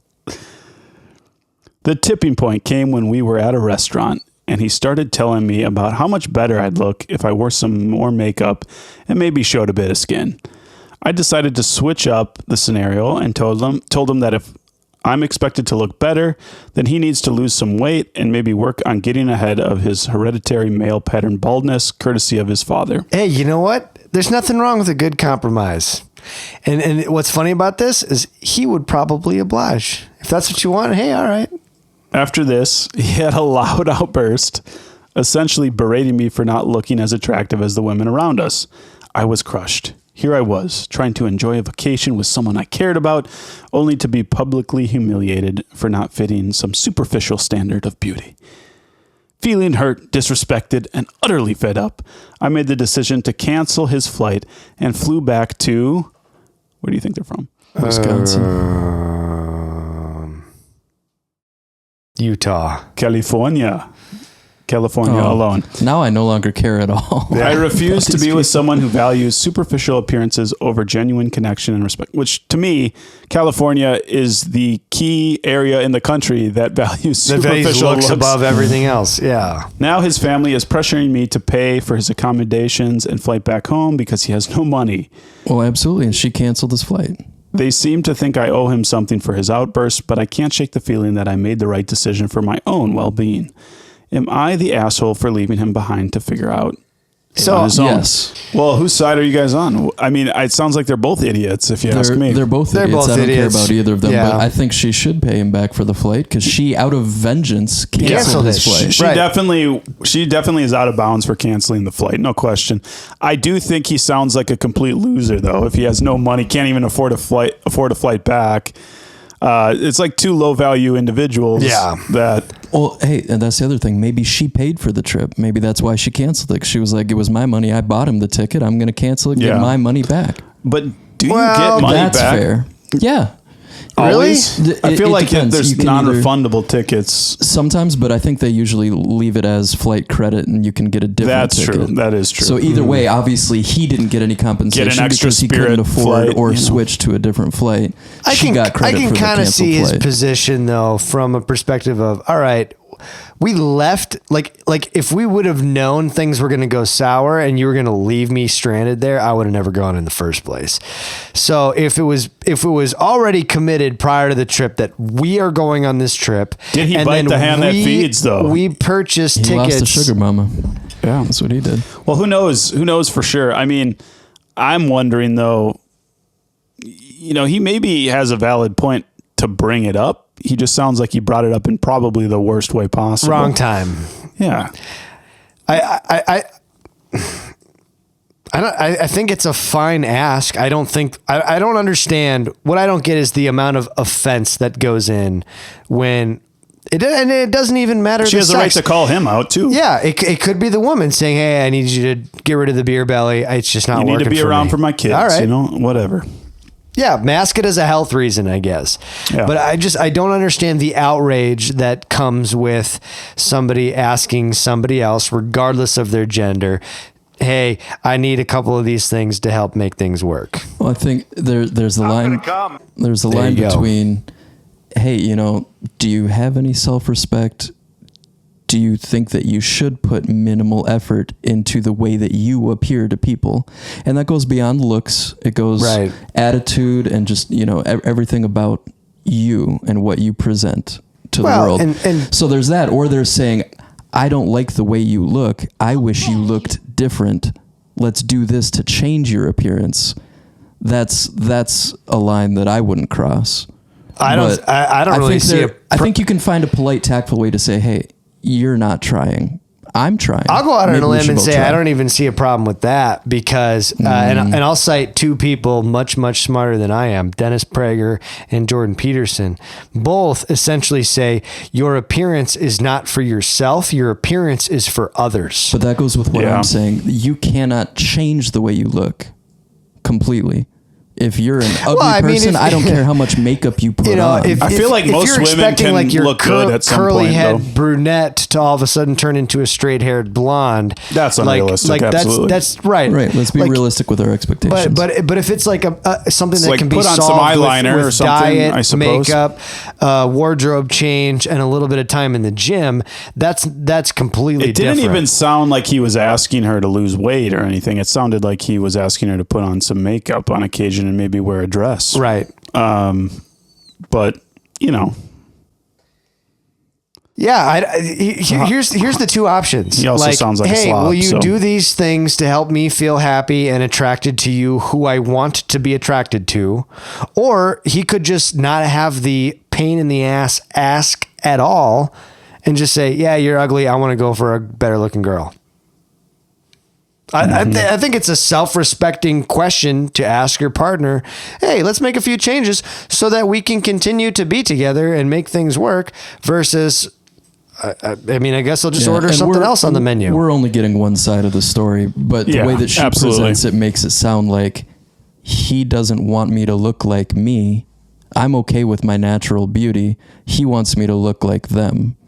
he doesn't want me for me anymore. He wants me to look like someone else entirely. That's a different thing than saying, hey, you put the effort into your appearance versus you look like this for me instead of looking like you. Well, then, okay, I'll break up with you and you go find the person you want to be with. But I just see it the other way around.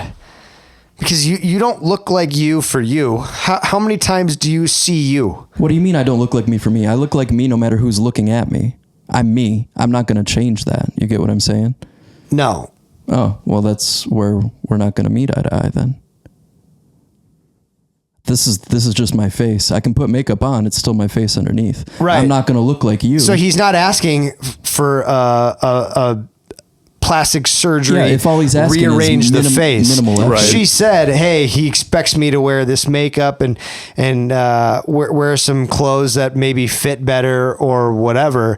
Like, I don't feel like that's a huge ask. I feel like that's a nice ask saying, hey, I am attracted to you. You know what would make me even more attracted to you? You do these things that change literally nothing for you.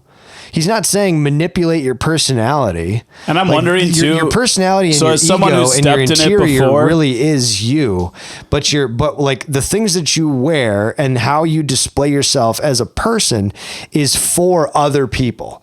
So, I mean, it'd be no different if my wife was like, hey, you know what? I don't like the way you dress. I think you kind of look like a slob. We got to update that. Sure. What would you like? Yeah. Pick some things out. I don't give a rip. Like, you're not changing me. I'm going to be me either way. In past relationships, I've messed up in this area.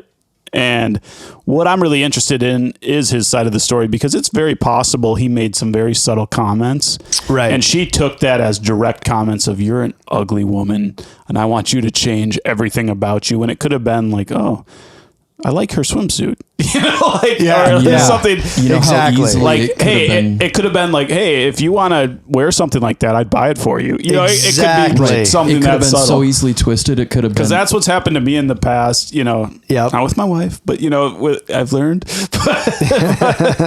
well, and it could have been as simple as her being jealous of every girl, giving him the side eye when they're walking down the sidewalk because she thinks he's checking out other chicks when it's really just in her head.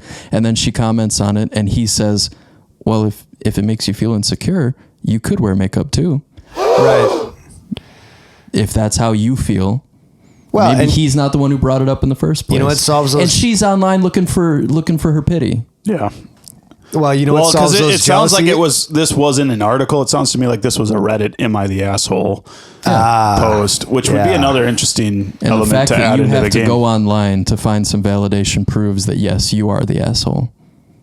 They're both assholes. And that's a great comment just about genders and the differences in general is she's not taking what's been said and taking the failed relationship and then literally looking at the mirror when No she gets home introspection. going, all right, maybe I do need When to she change flies a few home things. alone. Yeah, exactly. She ignores all introspection and immediately goes and looks for the validation to continue being the exact same person she was. What the hell's wrong with you guys? Yep. Yeah. So what's funny is when you're jealous of those other people, you can seek for validation to stay the same and try to ignore the jealousy, or you can do what that person is doing to yield the results that you're jealous of. So yeah, I'm jealous at guys who are more fit than I am, but I'm not going to sit there and wallow in it. You know why? Because they're putting a bunch of time in the gym that I'm not. They've earned that look. I haven't. So I can be jealous of their result, Right. but that should last all of like 3 seconds because I'm jealous, Look in but the I guess mirror. I'm not jealous enough because I'm not putting in the work for it. Okay. No all right. question. Well, the important thing is here, I beat you guys 3-2 out of the Yeah. 5 stories. And The house always wins. that's true. That's true. Too bad I'm not getting paid for this. Yeah, no kidding. All right. Well, let's jump into some Midwest nonsense, shall we?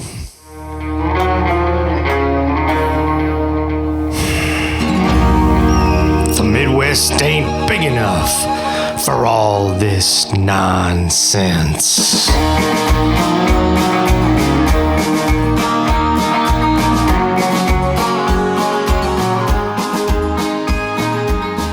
Boy, people are stupid and it feels like it's getting worse. What's funny is the first or second story that Ben brings up for the game. It was the first clip that I had logged. Yeah, the for clip some came Midwest through my nonsense. algorithm today, and I figured you'd probably seen it too, just given how our videos tend to sync up. Yep. Trying to say that in the most non-gay way possible. The most non-sensual way possible. What's funny is my dad actually pulled me aside about an hour after me logging this into my show prep and told me he found probably the funniest video that he's ever seen. And this is it. Assistant Public Defender Natalie Tate for Mr. Harris, who should be present in the Zoom. Mr. Harris, are you driving?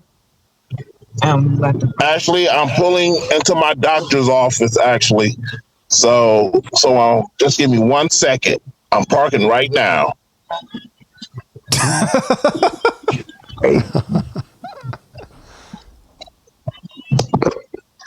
Yeah, let's wait for you. You stationary? I'm pulling in right now at this second. Yes, I am. All right. What are we doing? Your Honor, we are respectfully requesting an adjournment in this matter, up possibly 2 to 4 weeks if the court would allow. So maybe I don't understand something. This is a driver while license suspended? That is correct, Your Honor. And he was just driving. And he didn't have a license.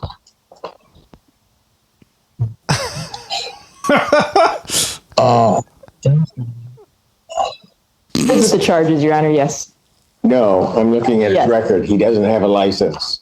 He's suspended and he's just driving. That is correct, Your Honor. He can't believe it. Neither can the driver. He's like, I didn't think of that. I don't even know why he would do that. So defendant's bond is revoked in this matter. Defendant is to turn himself into the Washington County Jail by 6 p.m. today. Failure to turn himself in will result in a bench warrant with no bond.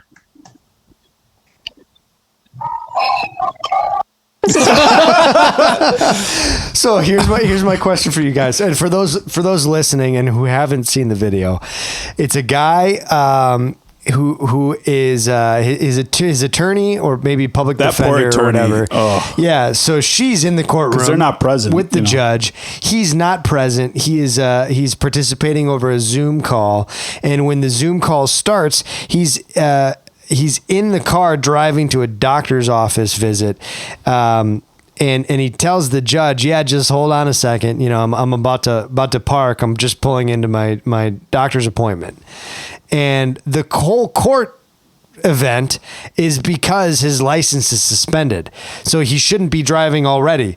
So the judge is just absolutely shocked that this guy is showing up to his court appearance while driving, and the court appearance Complete is for moron. a suspended license. And the dumbfounded look on the defendant's face when he's just like, oh, Yeah. I forgot. Yeah. I don't understand, man. And the judge doesn't even, he's like, is this for It's real a right joke? now?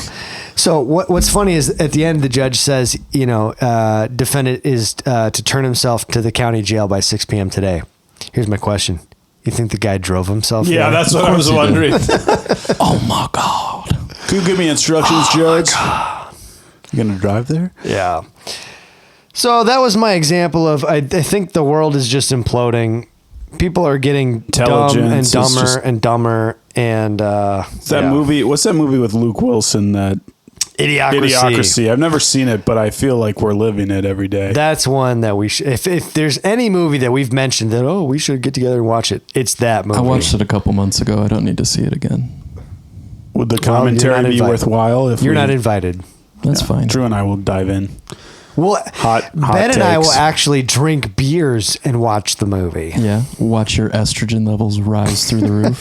Attaboy. Stop informing the Do you want a public. curly straw? Like one of those Well, fun, there's so fun much straws for your testosterone in my carbs? body. I got to do something. To That's take care right. of it. I'm just drinking beer to curb all the testosterone that's flowing through me. I can see your chest hair growing as we speak. Speaking of unnecessary testosterone, so to kick off from last week, the kicker on the Kansas City Chiefs, Harrison Butker, which we talked about his speech last week. Harrison Butker, people. If I missed it, I'm sorry. Harrison Butker. We don't name kickers in sports very often because nobody cares. But ooh, ouch. It's true. One of the questions that was asked last week was, who is really outraged about what he said? Well, we found one person in America who had plenty of words but nothing to say. From the AmericanTribune.com. There are two sides to the Harrison Butker controversy. Yep, we are still talking about it, by the way. There are those that agree with Butker, who simply says that the narrative surrounding women and feminism is a complete lie. Women are happy having kids. Women are happy getting married. Or you have the Chelsea Handler reaction here, where you are motherless, single in your almost 50s, bitter to the end, and somehow your life is better. Those are the competing narratives. You either support Butker or you support Handler. There's no in between. Listen to Chelsea Handler here, a failed comedian her entire life. I cannot think of a single funny Chelsea Handler joke, going on an angry rant about Harrison Butker. And again, you tell me what camp is happier. Is it this kind of person, Chelsea Handler, who is disgusting to her soul, not happy about anything, or Harrison Butker, who says, I love being a family man, my wife loves being a family woman, and decide for yourself what philosophy, what worldview is going to work out better for individuals and society. I will tell you this, it is not hard to figure out. Take a look at this from Chelsea Handler, and you tell me how she's doing things right. As you may have heard, there's a man by the name of Harrison Butker who's talking more than I typically like for a male. He's a kicker for the Kansas City Chiefs, and I learned that kickers rarely get tackled. So based on his misogynistic rant during a recent commencement address, I'm guessing this Bible thumper thumped himself a little too hard with his Bible and gave himself CTE. Some of you may go on to lead successful careers in the world, but I would venture to guess that the majority of you are most excited about your marriage and the children you will bring into this world, and embrace one of the most important titles of all, homemaker. First of all, Harrison, you're a kicker, so you have one important part of your body, and it's not your f***ing brain. I can tell you that my beautiful wife, Isabel, would be the first to say that her life truly started when she began living her vocation as a wife and as a mother. Isabel's dream of having a career might not have come true, but if you asked her today if she has any regrets on her decision, she would laugh out loud without hesitation and say, heck no. Isabel, please blink twice if you need us to call for help. But the real kicker is that Harrison Butker's mother is a renowned physicist who has a degree in chemistry and a master's in medical physics. So, who paid for all those youth athletic team fees and uniform fees and equipment fees when Harrison was a kid so he could grow up to have a career making millions of dollars for kicking things? My guess is a working woman. Harrison, this is the first time I've heard about you, and hopefully the last. And after this, I'm going to go ahead and do what your fellow teammate does and just pretend like you don't exist. I don't talk to Harrison all year long, man. I just let him do his thing. We sit right beside each other in team meeting, and I don't say one word to him. What a miserable wench, man. She always has been. I know she has, but it's just getting it more was and more all work. insults and no actual content. Yeah, I would listen to somebody if they actually had like a real retort back. But okay, him and his wife are happy being family people. Here's the other thing. Oh yeah, his mom was. You know what his wife's not doing? Making videos bitching about single miserable cat lady people like Chandler. So what's funny is single miserable cat lady people like Chandler is making videos about her equal opposite, the mother, but the mothers are too busy loving their kids and enjoying having and building purpose, a family. You may say. Yeah. Also, his mom, sure, she was a successful physicist or whatever she mentioned, but I don't think even if you asked his mom, that was the most important, impactful thing in her life. I'm sure being the mother to Harrison, because there's no way Harrison just woke up one day and became this devout Catholic. It's more than likely that his parents were that way, and that it was instilled in him, and those values have been passed along to create strong families. And what bothers me the most about this entire episode with Harrison Butker is he's given a 20-minute speech to a Catholic audience that gave him a standing ovation. And it's as if the media overlords want to create false outrage. Chelsea Handler would never have known about this unless people specifically picked it up to make it a big deal. I don't and it's not a big deal. Well, the media's job is to create division. That's true. The strong response. It's funny you say Probably that. 60% of the country or more, if they were to do a gut check, agree exactly with what he said. Well, and it's funny Justin says that's their job, because the entire vibe that I got while watching that was she was making a response to the video, to his speech, not because she wanted to, but because someone told her that she had to. Oh, yeah. That was You represent feminists, Chelsea. You need to speak on this. Absolutely. If you want your food for the day, aka your paycheck or whatever we're gonna pay you, make a stupid video to. And by the way, I think I was calling her Chandler. I know her last name's Handler, Chelsea Handler. I don't care. Nobody cares. I don't care that I got her name wrong. Sorry. She's that girl you knew in high school that was trying to be a boy all the time, trying to play sports with you. You're like, go away. Just leave me alone. Stop being so aggressive. So to move on to something a little bit more funny, rumor has it Trump posted this deepfake video of De Niro's little sidewalk speech. I've never seen this. And maybe I'm biased, but I think that this deepfake video is less embarrassing for De Niro than the real video. A gay porn parody of Meet the Parents. Hold on, let me start from the beginning. Please put on your masks and keep your distance. Some of us are really weak and fragile, and I don't know why they made this podium so high.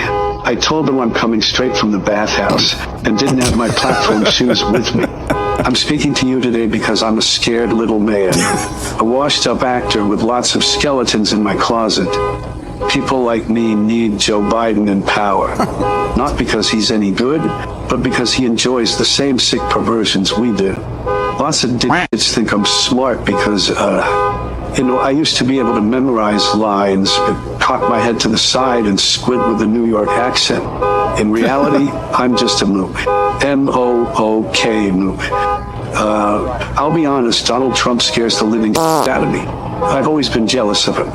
He's a real man and true New Yorker. He walked the walk, talked the talk, and like Sinatra, he did it his way. I, on the other hand, only pretend to be tough and powerful on a movie set. If Donald Trump was in front of me right now, I'd punch myself right in the face, get down on my hands and knees, and beg to blow it. If Trump gets reelected, sickos like me will be permanently banned from the circle of trust. I'll be stuck pumping blue milk from Mark Hamill's tits in a gay porn parody of Meet the Parents. I'm begging you, vote for Joe Biden so I don't shrivel up and die. So this was Donald J. Trump that posted this? So the I don't know if the tweet's right, but it says this is from at MJ Truth Ultra. Oh my God, Donald Trump just posted this video of Robert De Niro. And then he just quotes parts of the video. Amazing. It's pretty great. And the video's from Rumble. And I could get, years ago, we were always talking about, this person needs to be presidential. Somebody responded, that's me.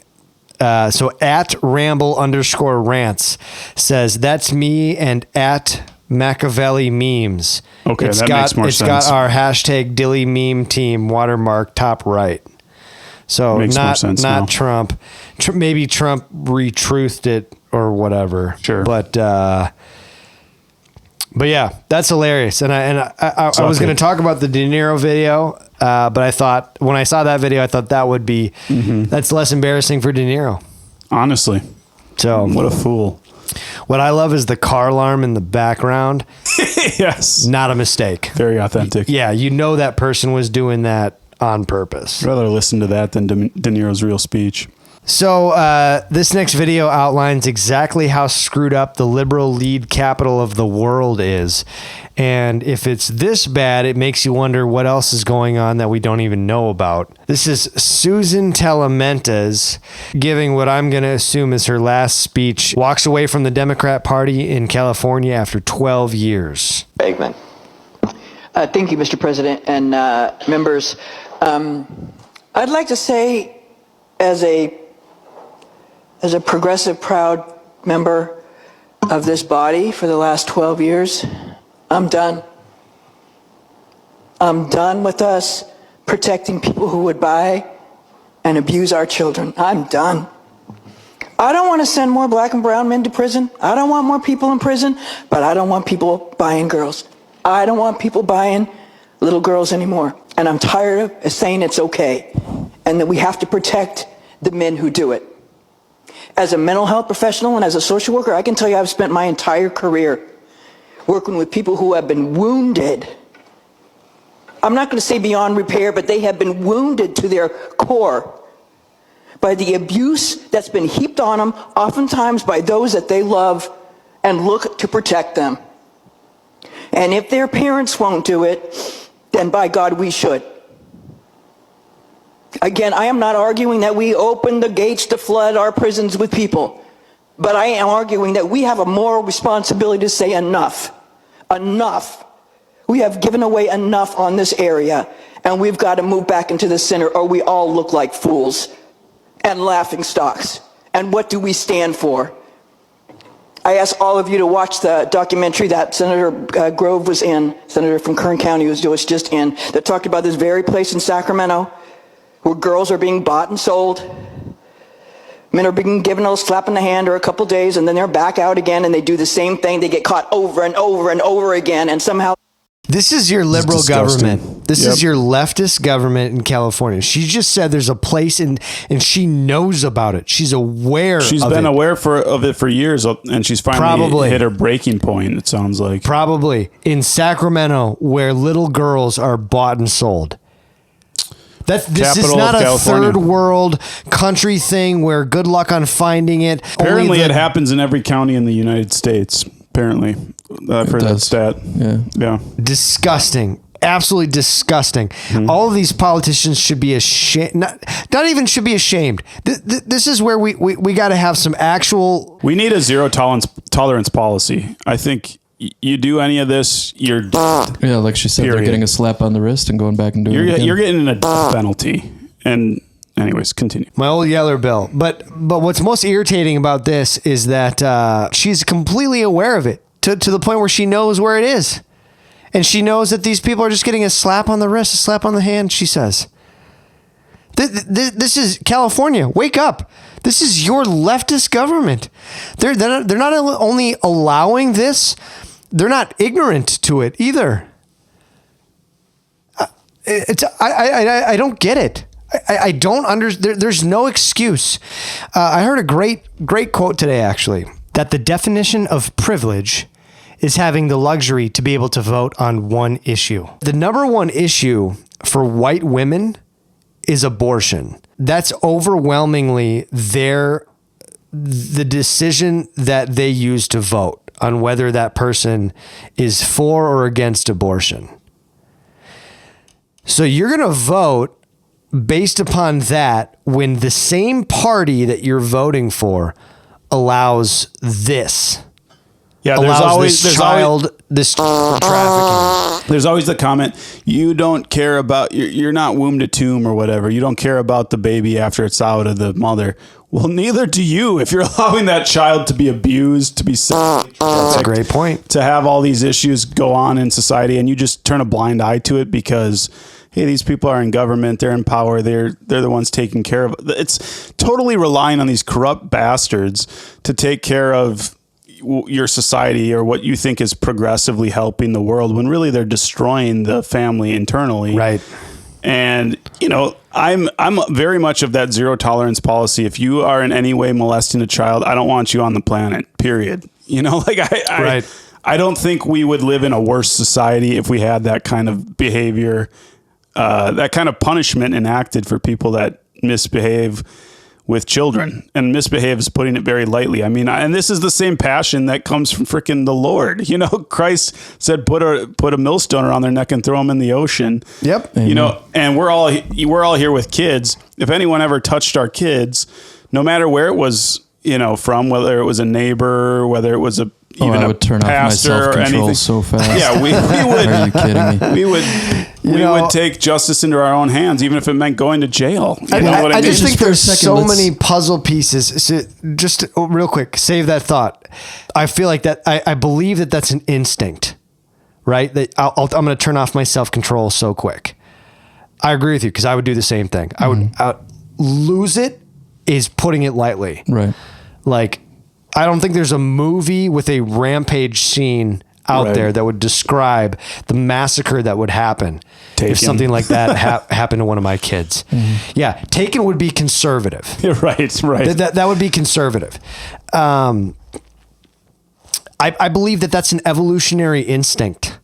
And I don't mean evolutionary as in like some sort of spiritual conflation with Darwinism and whatever. No, we needed those instincts to survive. Right. Call it whatever you want. And what's funny, there's a Cliff preacher. He's a street preacher. I know who you're talking about. He's got a bunch of YouTube videos that are getting big now. He goes around to colleges. And he's Very actually bold great. guy. He's good. Yeah, and he's been on a handful of podcasts now because of his of him going around to these colleges speaking. He actually makes the comment that he believes in the evolutionary process of changes. Microevolution kind of? So, I don't know if anyways, to what extent, whatever. but he made that comment. And I know other people that are Christians, but still believe in evolutionary changes. Yeah, I think the body has the ability to grow and adapt and affect your genes and your DNA and to pass those adaptations on. So what's funny is the left would call exactly what you said toxic masculinity and something that we need to get rid of, which is hilarious to me because I would argue that as a male species, whether it's a God-given instinct or whether we evolved to that point where if something happened to our offspring, we would absolutely lose control. It doesn't matter where you stand on it, whether it's an evolutionary instinct or whether it's a God-created mechanism. It doesn't matter. The result is the same. Most men feel that way about their kids.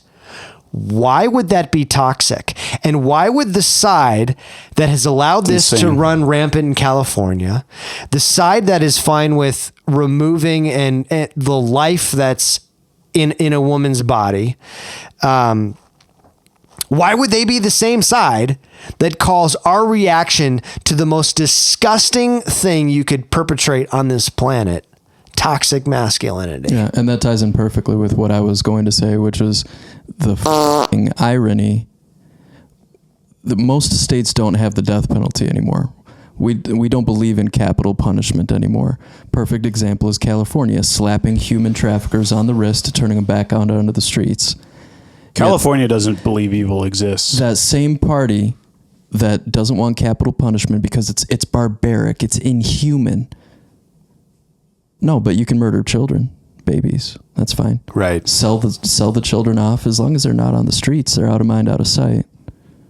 Just the irony of both of those pictures together. You can't have your cake and eat it. And are you getting at the concept, you mentioned evolution, and I think you're getting at the concept of natural selection, potentially, where it's, hey, there's this instincted side of me to eradicate those who are going to harm my bloodline and harm other people's bloodline, because they're a cancer to society. Like, certainly someone who is a pedophile is a cancer to society.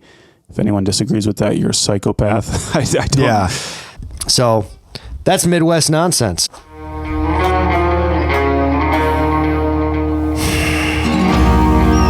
The Midwest ain't big enough for all this nonsense.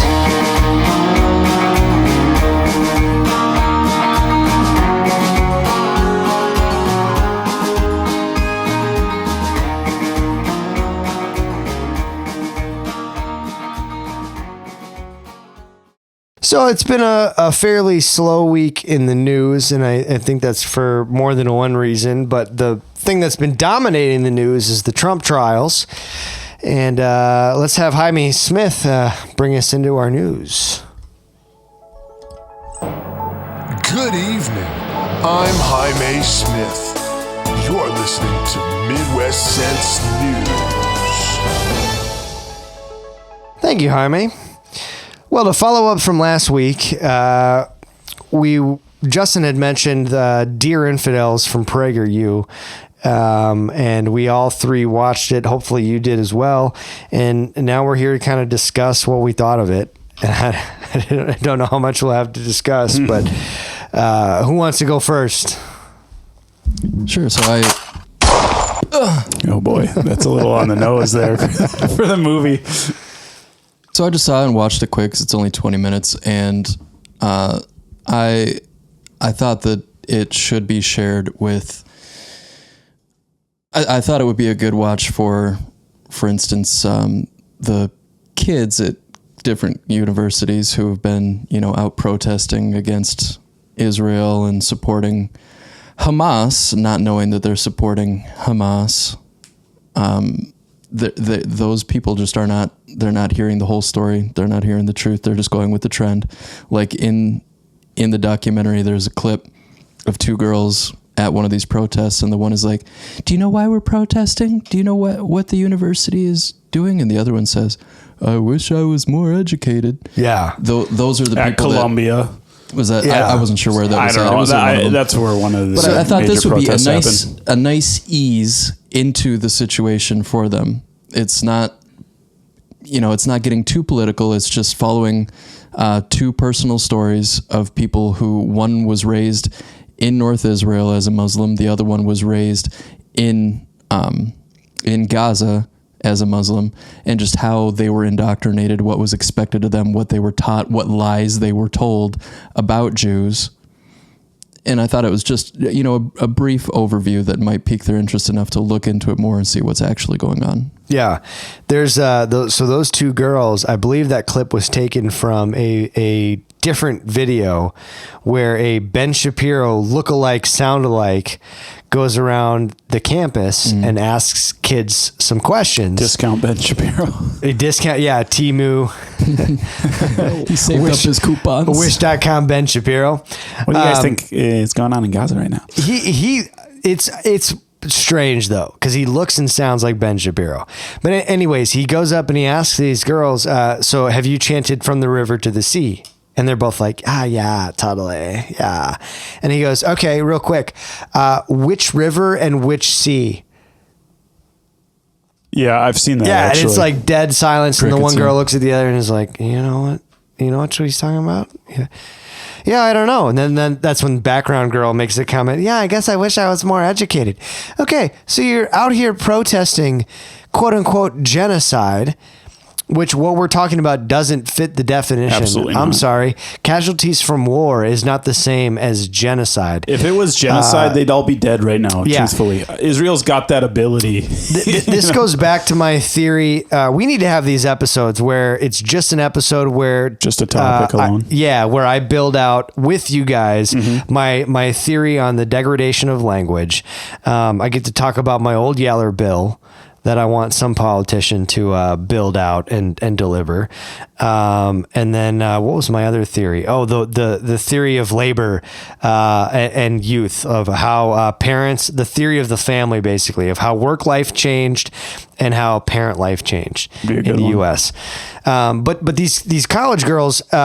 These colleges where all these protests have happened fit my definition of my theory of the degradation of language perfectly, because they all yell out these things about genocide when it's exactly what you're saying, Ben. It's to your point. If this was a genocide, men, women, children wouldn't matter. They'd wipe them out. Instead, there are some men and women and children, some citizens that are innocent bystanders that get injured or killed from acts of war, not genocide. Those are two different things.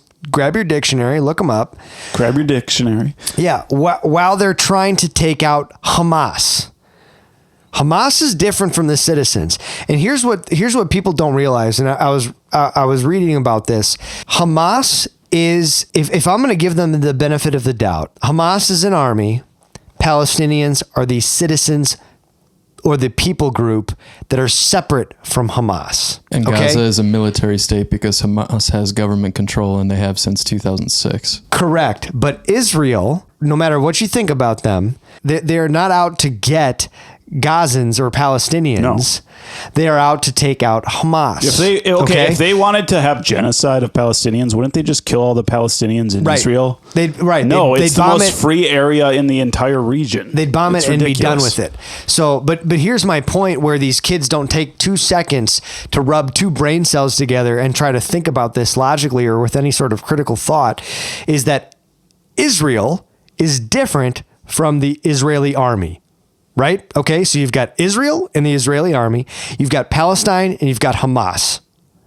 Okay, so the Israeli army tries to take out Hamas, and yes, there's going to be some Palestinian casualties. It's naturally going to happen. Here's the evil thing. There'd be casualties, thing. even if, not to cut you off, but what really struck me too is there's going to be casualties even if there wasn't a war against Israel, because Hamas is going to kill their own people if they don't comply. So that's what I'm getting at. Sorry. But you're right. The difference between the Israeli army is the Israeli army goes out and fights to protect the people. Hamas, their military style tactics are not to go out separating themselves from the Palestinian people. Their tactics are to hide among the people so much as to put terrorist cells inside of hospitals so that it's impossible. Coward was with a capital C. So that it's impossible for the Israeli army, not Israeli people, right? Because they're leaving the Israeli people who they are protecting at home. That's what a good army does. Hamas does not leave the Palestinian people who they claim and want the media to portray as who they're protecting and defending. They don't leave those people at home to live in peace while they go out and fight on their behalf. What do? They hide among them. They use the Palestinian people as human shields so that it's impossible for the Israeli army to meet and have a quote unquote fair fight or take out Hamas without having these innocent civilian casualties. That's why. And if we let them get Hamas away with that, hide out in these hospitals. They'll hide out in homes. They'll hide out right there in the center of Gaza. You tell me, where's the honor? And what does that say if they get away with it? They actually came on October 7th into Israel with the intent of genocide to kill men, women, and children, which they did. Anyone who is not Muslim. Exactly. Yep. And then they left, and now they're hiding behind their citizens. Well, if you just let them get away with it, that sets a horrible precedent for a group that is not only, and this movie pointed it out well, it's not only Israel they're looking to attack, it's the United States. And it's not that hard to get into our country anymore. Unfortunately. To think that there isn't someone in our country right now who's got the intentions of 9/11 times 10 is naive. Right. Well, it's willful ignorance. And I just heard today there have been multiple attacks on military bases this month that are not in the news anywhere, and that's because the people doing it came right over the border. One specifically, one of the guys was on a terror watch list already, FBI terror watch list. The other one had just recently come across the border illegally.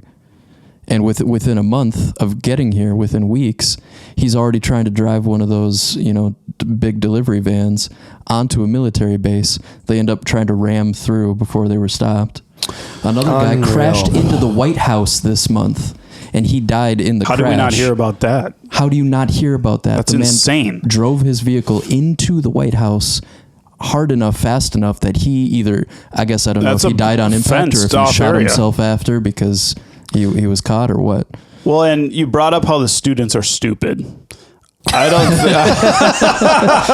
don't think it's just students being stupid, though. I think there's this willful indoctrination that they've planned over many, many decades to get inside the free countries like ourselves, the free countries in Europe, to start implanting these ideas that will grow like a weed throughout culture. And that's what we've seen, and it's not even just on the college campuses. You see this in any area of media, including the right, where people are all of a sudden just thinking Israel is the worst country in the world, which objectively is ridiculous if you look at all the facts, but we're seeing things on social media. We're seeing a small glimpse of something. It's very easy to misunderstand. And there's certainly horrible things happening in Gaza. I don't want people who are innocent to die, but this is an indoctrinated culture, and Islam is not a religion that is grown by love. It's not grown by compassion. It's grown by fear and force. So everything you see, the people, like in that documentary, the women, the children, the men who don't even want to follow the religion are not going to go against it because they don't want to die. They don't want their daughters to be shot or stoned. So it's interesting to see it grow in our universities, to be talked about in our media platforms in such a way that's more neutral. And these are all things that can get really dangerous. Like those lies they told about Jews, that they have 3 eyes, that they have 3 legs, which three legs and an eye in the middle of their forehead. Sounds like they have like a huge, makes you kind of jealous in a way, like a big unit or something. Yeah, like third leg type of deal. Killing the Jews because they're jealous of their manhood. Yeah, come on, man. Yeah, but spread the wealth, if you know what I'm saying. I don't know, man. I obviously there's a lot of complexities and layers to this, but it was interesting. I mean, Drew, and you talked about how you didn't love the documentary. My question is, does this documentary make an impact beyond those who would normally watch it? I might be a little slow. So for our audience members that may be a little bit slow like me, I just had a hard time tracking with what was the core mission statement. What was the point? Because I love PragerU. Me too. And I don't think the documentary was bad. I'm not saying it's bad. I'm surprised that documentary had the PragerU name, just because after watching it, part of me was like, okay. I think there wasn't much conviction behind it. Maybe it just. I look at it like I could see what they were trying to do. It's not for you because you're already aware of all of this. But there wasn't a whole lot of information. There didn't need to be. It was testimony, is what it was. Right, but it's I hate to say this because I don't want to skew anybody's view on it. Go watch it and. I thought it was good. I'm not saying anything here, but I think it was good for all 3 of us, because all 3 of us are pretty well versed in that type of extremist religion. This wasn't our first introduction to extreme Islam. Well, it got me thinking about religion as a whole. Was your first introduction to extreme Islam? It's not very compelling. It almost feels like very manufactured. Like the guy who gives his little life story, that should have and could have been way more compelling than it was. Sure, definitely. It's just too cut up. It's too short. You could spend a whole hour listening to what actually happened with him. It was a little cut up, and I think the idea is to get the pathos argument into the mix to make people realize, hey, this isn't just Jews versus Palestinians. It's the Palestinians are struggling with this too. This is everybody who's not a Muslim. It's extremist Muslim versus who's not a Muslim who doesn't want to kill Jews. That's right, because you see that in their youth from a very early age, which is scary. Right. I mean, I don't know how you don't find that compelling. The guy says, I thought that was very compelling. I was raised in Gaza by Muslims. I was at a very young age taught to hate and kill Jews. It was taught that I would go to heaven and Allah would be pleased if I killed Jews. When I learned that Jews were not actually what was taught to me, I tried to defect to Israel. Because of that, Hamas kept me in captivity and tortured me brutally for 6 months every day. How is that not compelling and a good example of They should have stretched it another Muslims? 10 minutes. I agree with that. You could really dive into that. When watching it, I hate that I'm going to say this, but when watching it, it feels like a right-wing piece of. I like to watch things from I try to put myself in the leftist wet shoes. That's your comment from last week. Soggy they're loafers. so wet. I like to put myself in the leftist wet shoes and then try to watch something and go, all right, can you convince me to the other side? That's how I kind of define, is it compelling enough? Not to mention, this is such a misunderstood, people coming into this who are at those rallies, who are at those protests, are already indoctrinated. So they need something that's going to jolt them out of that. And I guess the question is, would this do the trick? I think it might make people curious. I think it might for those in the middle. I think it would help them open their minds a bit. Maybe, but it completely lacked evidence. Like, it was entirely very summarized, anecdotal evidence from one guy, and that woman, and the woman. But I felt like she was hardly in it. Yeah, I think the stories are not hard to find. No, they're not. But this is why it's important. You get one shot. You get one shot. If I don't feel compelled or convicted after 20 minutes, I'm not searching for the other stories. You had your 20-minute shot, and that's all I get. I agree with that in a sense. So but if you ever watch a Netflix documentary, even one 30-minute episode of a series, Netflix is the GOAT of documentaries. All their documentaries are awesome. Yeah, and so. And I'm not dogging on PragerU. I put PragerU up on a pedestal. Well, so that's why I feel like I watched Michael Jordan play a game and I was let down. They should have made this a trailer to a longer feature, because there's, like, to your point, there's too much here. And Hassan Piker, I freaking hate the guy. He's a grifter. I don't care what you say. The dude's a grifter. And if you watch him, you're dumb for watching him. But the guy can't debate for crap. He doesn't know what he's talking about. But I will concede to one of his points. Of course, they're going to grow up in bitterness and resentment because of how the U.S. has treated them. We've got Obama, whatever you want to call him, drop record amount of bombs on the Middle East and Syria. We've done nothing but destroy the Middle East. Now, do I think that if we left... That's not all our fault, though. Do I think that if we would have left the Middle East alone, they would have destroyed the Middle East themselves? Probably. But the point stands. We didn't need to go over there and drop bombs. We didn't leave them alone.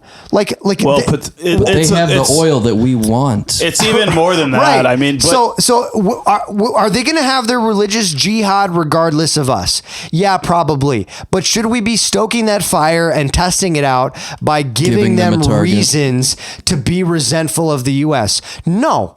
So, do I agree with Hassan Piker and all of his points and his position and the fact that he would probably call himself a Muslim? No, I don't. But does he have a point that I can't refute, that we did drop bombs on? If someone dropped bombs on my country and killed my children or grandchildren or family, would I be pissed off and resentful? Absolutely. Absolutely. I would lose self-control so fast. But here's the thing, because too. that happened in reality and in history, you cannot separate that from their religious jihad anymore. If we didn't drop bombs, if we did not harm them, if we did not drop bombs and get involved in their nonsense, we could have a conversation where we could say they're doing all of this because of their religion. But now, thanks to the U.S. stepping in, we can no longer say that in good faith because we did drop bombs. So how do we separate? Well, it's not like we dropped bombs anger? on them initially. So there's a long history there too. You know, there was, if you go back to like the 70s, 60s or whatever, there was the Soviets that infiltrated Afghanistan. We came over and helped the Afghanis fight the Soviets because of the Cold War. They have all of our equipment. You know, it's so complex, but what I look at when I look at a film like this is an intro to get people to at least be aware of, even if it's a viewpoint they disagree with. I don't agree with this now. Hold on, though. Before we leave that, people don't separate themselves from their government, right? So, like, if my government goes and does something, I don't want me or my family penalized on the actions of the government. So the same thing goes for them. Correct. So you might say, here's this history. They don't have a formal government, we helped them out. But it doesn't matter, because let's pretend your family lives over there, right? Mm-hmm. Let's pretend my family lives over there. We're neighbors. Okay. And we're over there and there's no formal government and we know the history. We know we were helped out in the Cold War and we know all that stuff. But as soon as Obama drops a bomb that takes out each of our kids, dude, I'm spending the rest of my life figuring out how I can get back at the American government. Even if it costs me my life. No, I don't believe that's true for you though, because I think, say Let's pretend Wait. Let me use a real example. Okay. So, say your family was in the Twin Towers when they blew up. Are you going to spend your entire life trying to kill Afghanis now because you? No, because it was the American government who did that. Well, you believe that now, but in 2004, you wouldn't have believed that. And that's what I'm saying, though. Like, you're not good.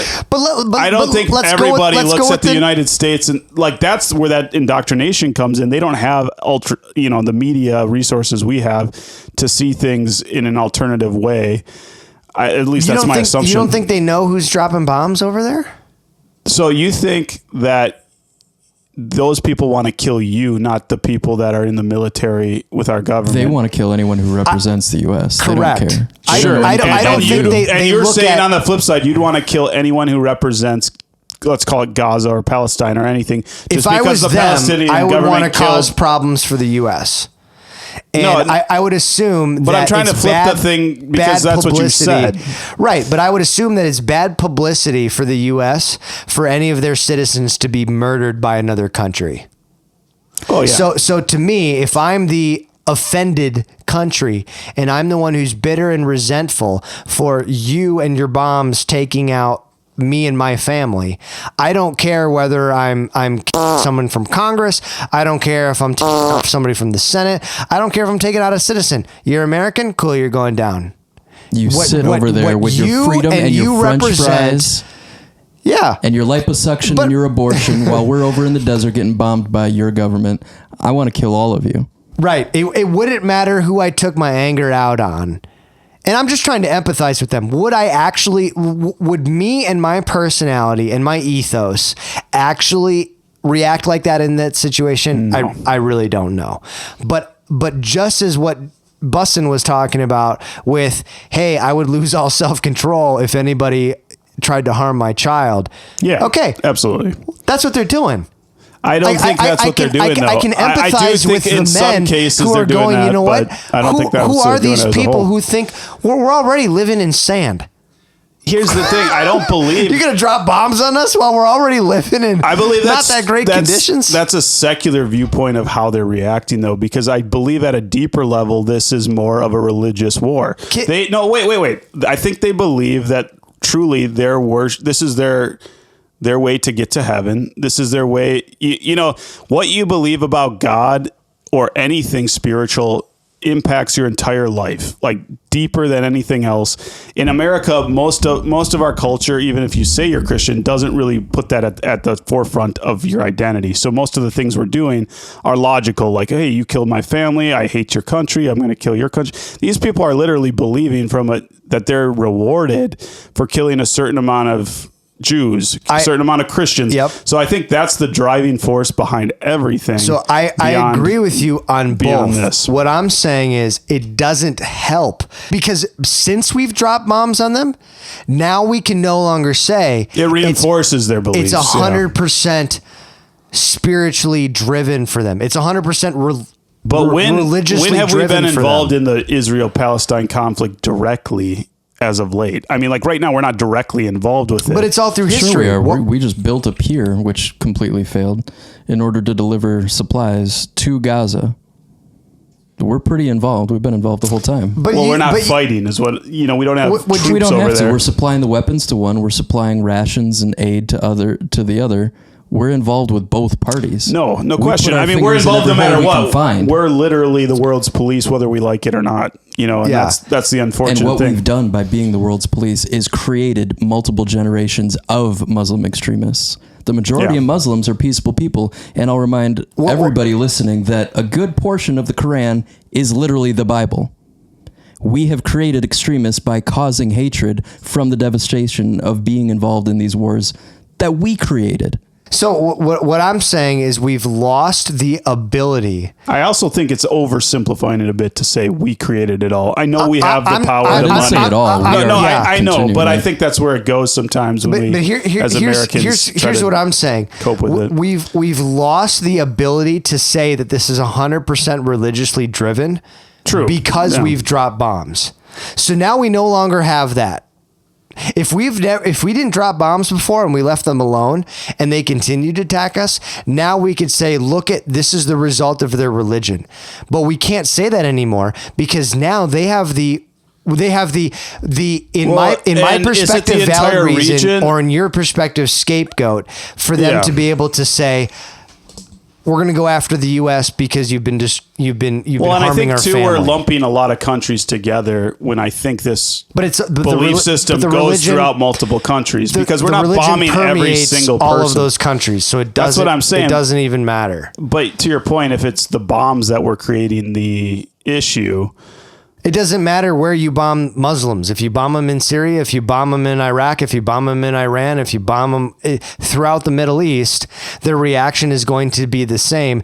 With or without their religion, we would agree fathers will react this way regardless of religion because it's an inherent instinct to protect your children. Now add in the religious component, their religious component, you're just going to add fuel to the flame. Because our motivation to serve in this country has been a motivation based on nationalism, patriotism for the country. Their motivation is to Allah. Sure. I mean, that is the end result. And so like the Catholic Church with the Crusades, the Muslim extremists are using their religion to indoctrinate. Crusades were against Muslims too. Right. So, I mean, this might be oversimplifying it, but you can look at it like a hornet's nest. Would the hornets sting you regardless of what you do? It could. If you go up and smack a hornet's nest, you can no longer say they stung me just because they're hornets. Now you got to give it 50-50. Half of them stung you, or 50% of the intent was to sting you because you smacked their nest, and 50% was to sting you because they're a hornet and it's in their nature. If we hadn't have smacked Muslim countries, if we did not go down there and smack them and their kids around, then you could say, oh, look, they stung me because it's in their nature. But since we went there and we've smacked them for years and years and years, now I feel like it's only fair that you can no longer say they're smacking us back because it's in their...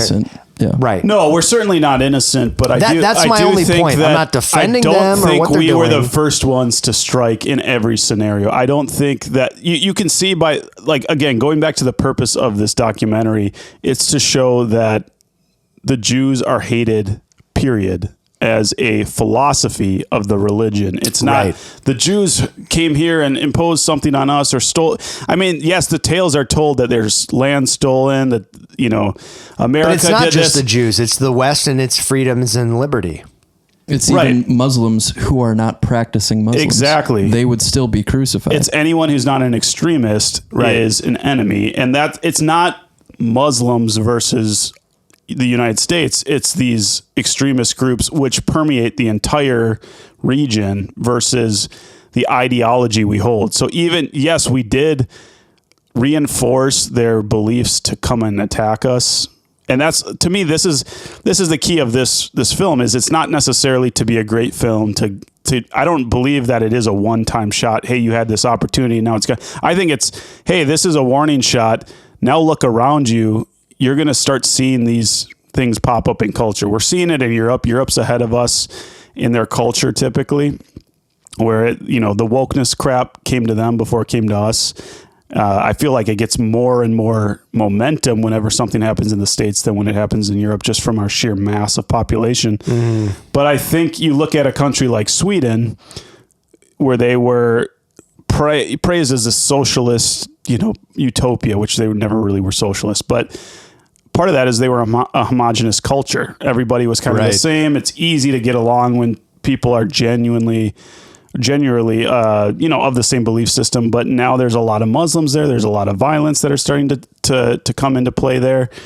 And I think the movie is a warning shot to say, whether you like it or not, whether we were in the wrong or not, this is going to happen. This is what's set to happen in the United States. You don't have to believe it for it to happen. I mean, and that's where I think in the near future, we might start to see things pop up. We've talked about it on the cast briefly of these open borders are going to lead to people committing crimes and committing terrorist acts that are irreplaceable. You know, like they're going to be things we can never take back. If we thought 9/11 was bad, just wait. I mean, I can't imagine when you have 17, 20, or whatever, 20 million, whatever it is at now, people come into the country unchecked, what kind of impact that's going to happen. I think it's close to 12 million. I've seen numbers all over the map. Might even be more. It's more. Yeah. It's scary. It was over 30. It is scary. Because even if we get a president in like Trump, damage is already done. The damage is done. We can't track down all those people. To your point, Justin, people are already starting. If that's true, I believe that's true. I don't deny that at all. But this is the first I'm hearing of it, that there has been an attack on the White House, and that's been hushed. That's significant. Hushed because the dude was an illegal immigrant. Yeah, that is wild. Not both aspects are crazy. Because the fact that it's been hushed and the fact that there's been... Because I have empathy too. I mean, if someone's coming and attacking me, I think it's important to have empathy, to remember people are people. They're dying. They have families too. And it's easy to dehumanize someone that's not in your own sphere. But we're at a standpoint, regardless of what our government does, we're not big fans of our government in many ways anyways. What are we going to do to protect our family now that that's the only reason why I empathize with the families in the Middle East. It's not because I necessarily agree with them religiously or value moral wise, but it's because they still have families. I would hate it if someone judged me or if I was represented by my government. Yeah. That's awful. Because I live here. Do I condone anything my government's doing? Absolutely, my vote doesn't even matter. Yeah, like, we can't even get these people out of power. Yeah. So let's pretend 9/11 was the real deal. That was really Islam. Which, to be clear, I don't believe for a second it was just Islamist extremists. But let's pretend that it was. Again, we could do a whole episode. I know we could. I need to. But let's pretend that it was. Just like I don't want them killing American citizens because they feel like the government represents what the citizens think and feel. The same thing. The Muslims don't want that event representing what they're about. No, of course not. I'm a firm believer in tall fences make great neighbors. And instead what we've done is we've had short fences and we bomb our neighbors.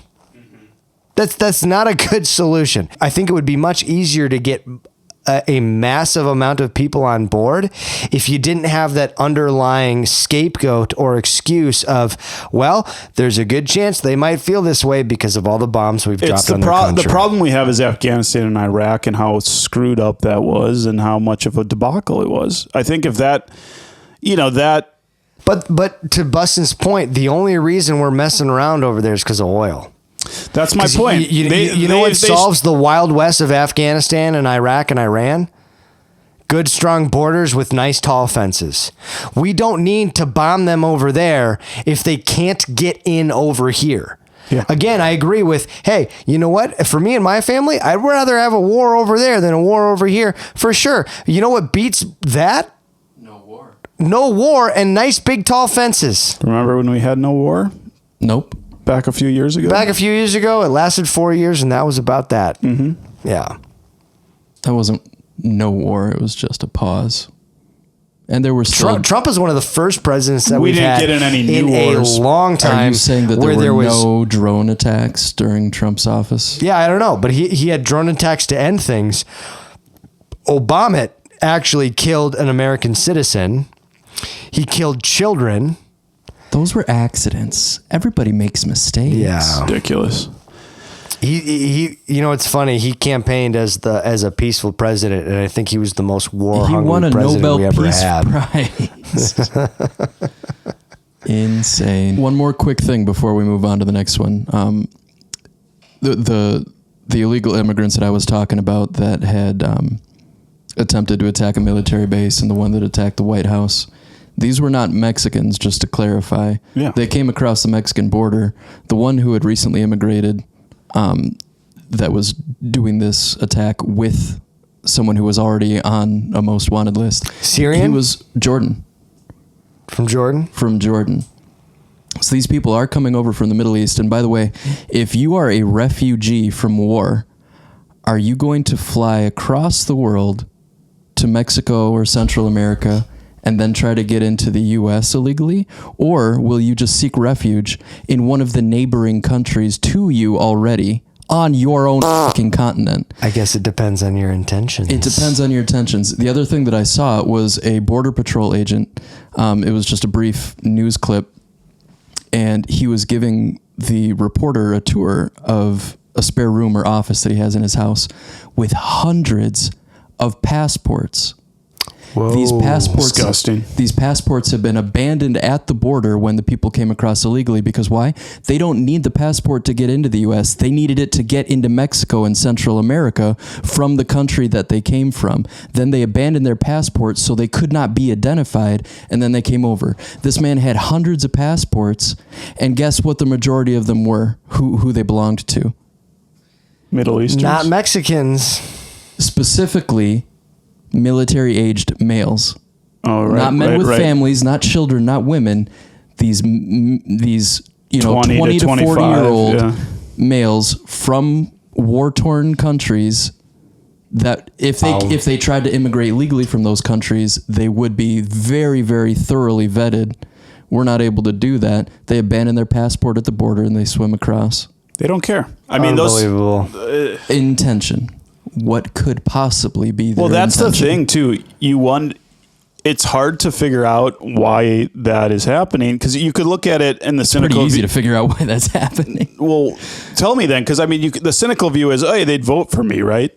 But I think it goes beyond just Democrats getting votes. Oh, when you say why it's happening, you mean why Biden's No, I know why it happen? Yeah. That's what I mean. Not why they're coming. Why we're allowing Exactly. them to come. I think we could probably end it after this, and we'll have more to say on the Trump trial and That's fine. stuff. Yeah, next we week should really look after a into little it bit more over the unfolds. week. Absolutely. He's going to appeal anyway. Yeah. So it's going to be a long process over the summer. Before I really even hope know. we can do a live stream of his debate. They're not going to do the debate anymore. Seriously? They won't do it. CNN won't host it. They won't have their president go up in a debate against a convicted felon. Why would they do that? They're going to shut it down. Which was part of the reason. This is your opinion, right? I mean, this is part of the reason why the corrupt judge did it the way that he did, just so they could get a conviction, so that they could cut off the campaign. Do they in its want entirety, Biden to much. get there, though? That's the thing. Like, do they want him to get to November? I mean, more than they want Trump to win. Well, my thought is all this get him conviction replaced. did is boost his poll numbers. Unless they can get him off the ballots. If they make it so he cannot run for president, I mean, but they can't, because you can still run from prison if you wanted to, as a felon facing jail time. The way Tim Pool laid it out, to answer your question, yeah, you're right, and yes, he can. The way Tim Pool laid it out is if this is the GOP sabotaging him, because if he isn't there in person to receive the nomination, and the GOP says, well, rules are rules. Sorry, you're stuck in jail. Oh, but that pisses me off so much, man. But you're not here in person to receive the nomination. That's the play that they're going for, isn't it? Who's they? Because that would Do be they want to usher in Nikki problem. Haley then? That is disgusting, dude. Yep. Because that's my biggest fear is who comes in. Like, if it was DeSantis or Vivek, I'd be like, okay, we're okay. We're not going to completely crumble. The theory is, or the concern is that the GOP would say, well, rules are rules. Sorry, you're not here in person to accept the nomination. So we're going to have to go with the runner-up, which is Nikki Haley. And then as voters, what are we stuck doing? Because I'll never fucking vote for Nikki Haley, but I'll never fucking vote for Biden. So and I don't really want to vote for RFK Jr. either. Yeah. So then what are we to do? We're going to write me in. Because literally talking about picking the worst of two evils. I mean, I'd rather take Haley like, than over Biden. my own I'd dead hate to body, say I it. would vote for Haley, but I still think she's just as much of a devil as Biden. Yeah, I think she would do the same things as Biden. At the Yeah, end of so the then day. what do you really do? Like that, like the country's over if that happens. So it just depends on where the GOP stands on this. Because if the GOP will stand up and represent him, then great. It doesn't matter where he's at. Can we get Vivek in there just to like run at last minute as like a libertarian? That's what I was kind of hoping, is that he would hop back in and unsuspend I his campaign. honestly think if Trump was ineligible, he would unsuspend his campaign and come back in. I think that's what he would do, and we would all vote for him. Well, hopefully the Supreme Court steps up and does something about this, because the other thing that I thought of, and I swear to God, this is not a hipster thing. Wait, put your beer in your hand and then tell me it's not a hipster thing. I swear on my IPA that I honestly thought of this, and then I heard Tim Pool talk about this on the podcast on my way home from work today. Confirmation bias. So there's a clip of Trump walking out of the courthouse, and it looks like he's in a parking garage or something. And he's walking up to a group of, you can't see the group, I'm just assuming there's a group of media people behind you, but he walks up to them, and then he basically this is right after his conviction, and where he's found guilty, and he's talking to these people. The whole thing is so movie-esque that immediately it hit me. It was like, you know what?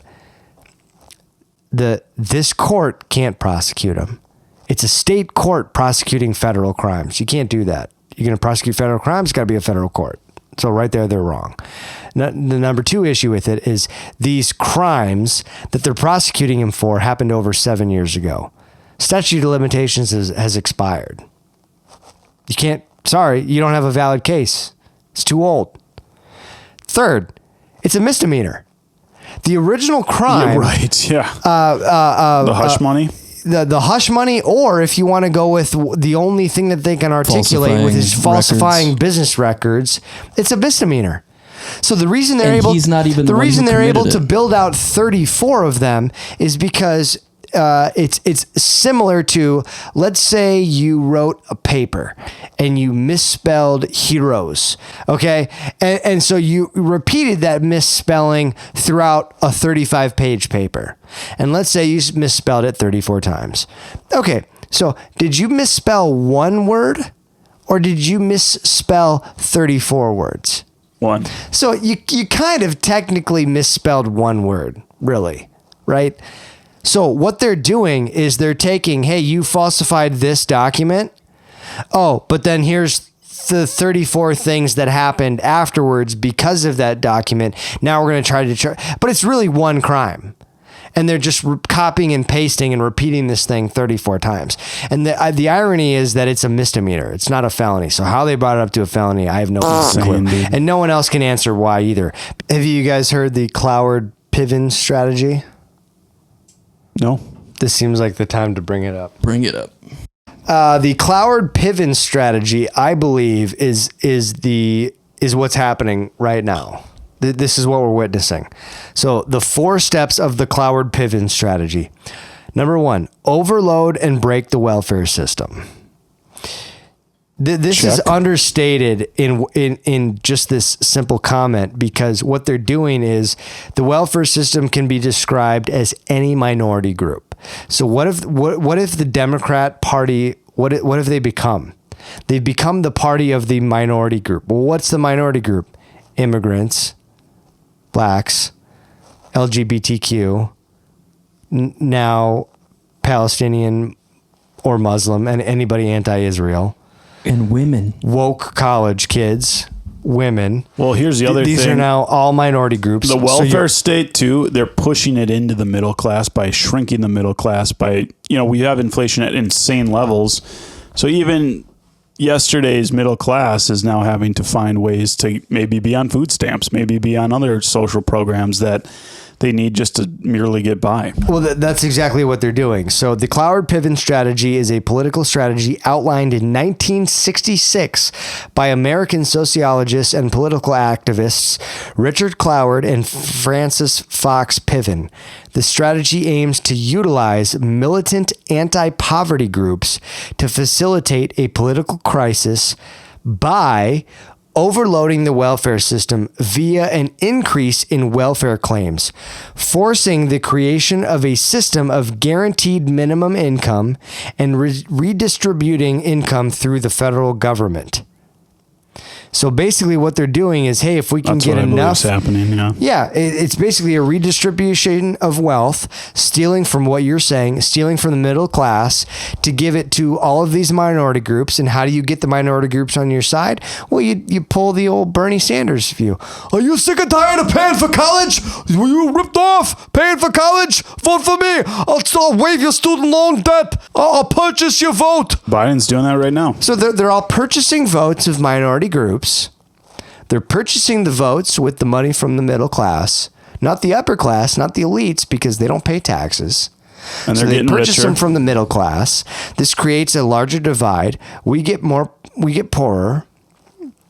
We pay into a welfare system that is growing and growing and growing. Every year they find a new minority group to enter into the welfare system, partly because that new minority group becomes a new minority group because they've been milked dry because they were once middle class, but now they've been taxed to death. Now they're a new minority group. Now there's a new program for them. And who are we to blame them for taking advantage of the new welfare program? Right, because speaking of that, do you think inflation affects the welfare checks the same way it affects our monthly incomes? No. Yeah. No, not the same Not in way. the same exact way. Our dollars are worth less because of inflation. Their welfare checks have increased because of inflation. They're not suffering more like we are. Well, they're not suffering. They just take more money from the people earning it. Because the government's giving them more But we're money not to necessarily combat earning inflation. more. We're just getting sucked dry. Right. That's my point. You've got a welfare check that's supposed to buy food. Oh, but food's gone up 23%. Oh, okay. Well, then we'll increase your welfare check 23%. Yeah. That's what I mean by, does it affect the welfare? Well, yeah, but I guess it doesn't affect the person receiving welfare because they're going to compensate them for the inflation by charging us more. And so the idea behind the Cloward-Piven strategy is that you create such a divide and you create such a massive welfare program that the welfare program actually can't sustain itself any longer and it collapses. Chaos ensues. Mm-hmm. And so what does the government do during a crisis? Martial law. Never let a crisis go to waste. Right. So they come in and go, hey, we can rescue all of you. We're going to bail you all out. And they use that opportunity to usher in socialism and communism. I'm from the government and I'm here to help. Yep. And, we talked about the indoctrination of radical Islam. There's a lot of proof to say that there's been indoctrination of communism just as long, if not before then, built into the system. Yeah. Even when we were in our capitalist heydays in the 80s, there was people warning us about that, hey, you guys are sleeping right now. There's stuff going on behind the scenes that you're not going to see for multiple decades, but it's time to wake up because working its way to the surface. Here we are, 2024. It's closer than ever. Exactly. So if we couldn't have ended on a darker note, maybe that's just our thing. We keep doing this. We do that a lot. We just end on absolute utter black pill darkness.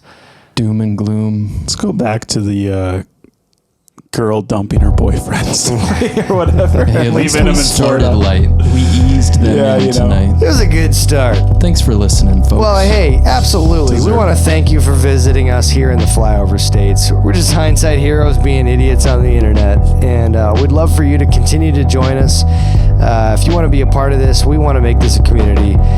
Come check out more at themidwestsense.com. Shoot us an email at themidwestsense@gmail.com. Shoot us a message if you'd like. The Midwest has room for you too. Hey, thanks for coming. Drive safe. Take care. Next time, BYOB. Come on. Same time next week? Yes, sir. Take care.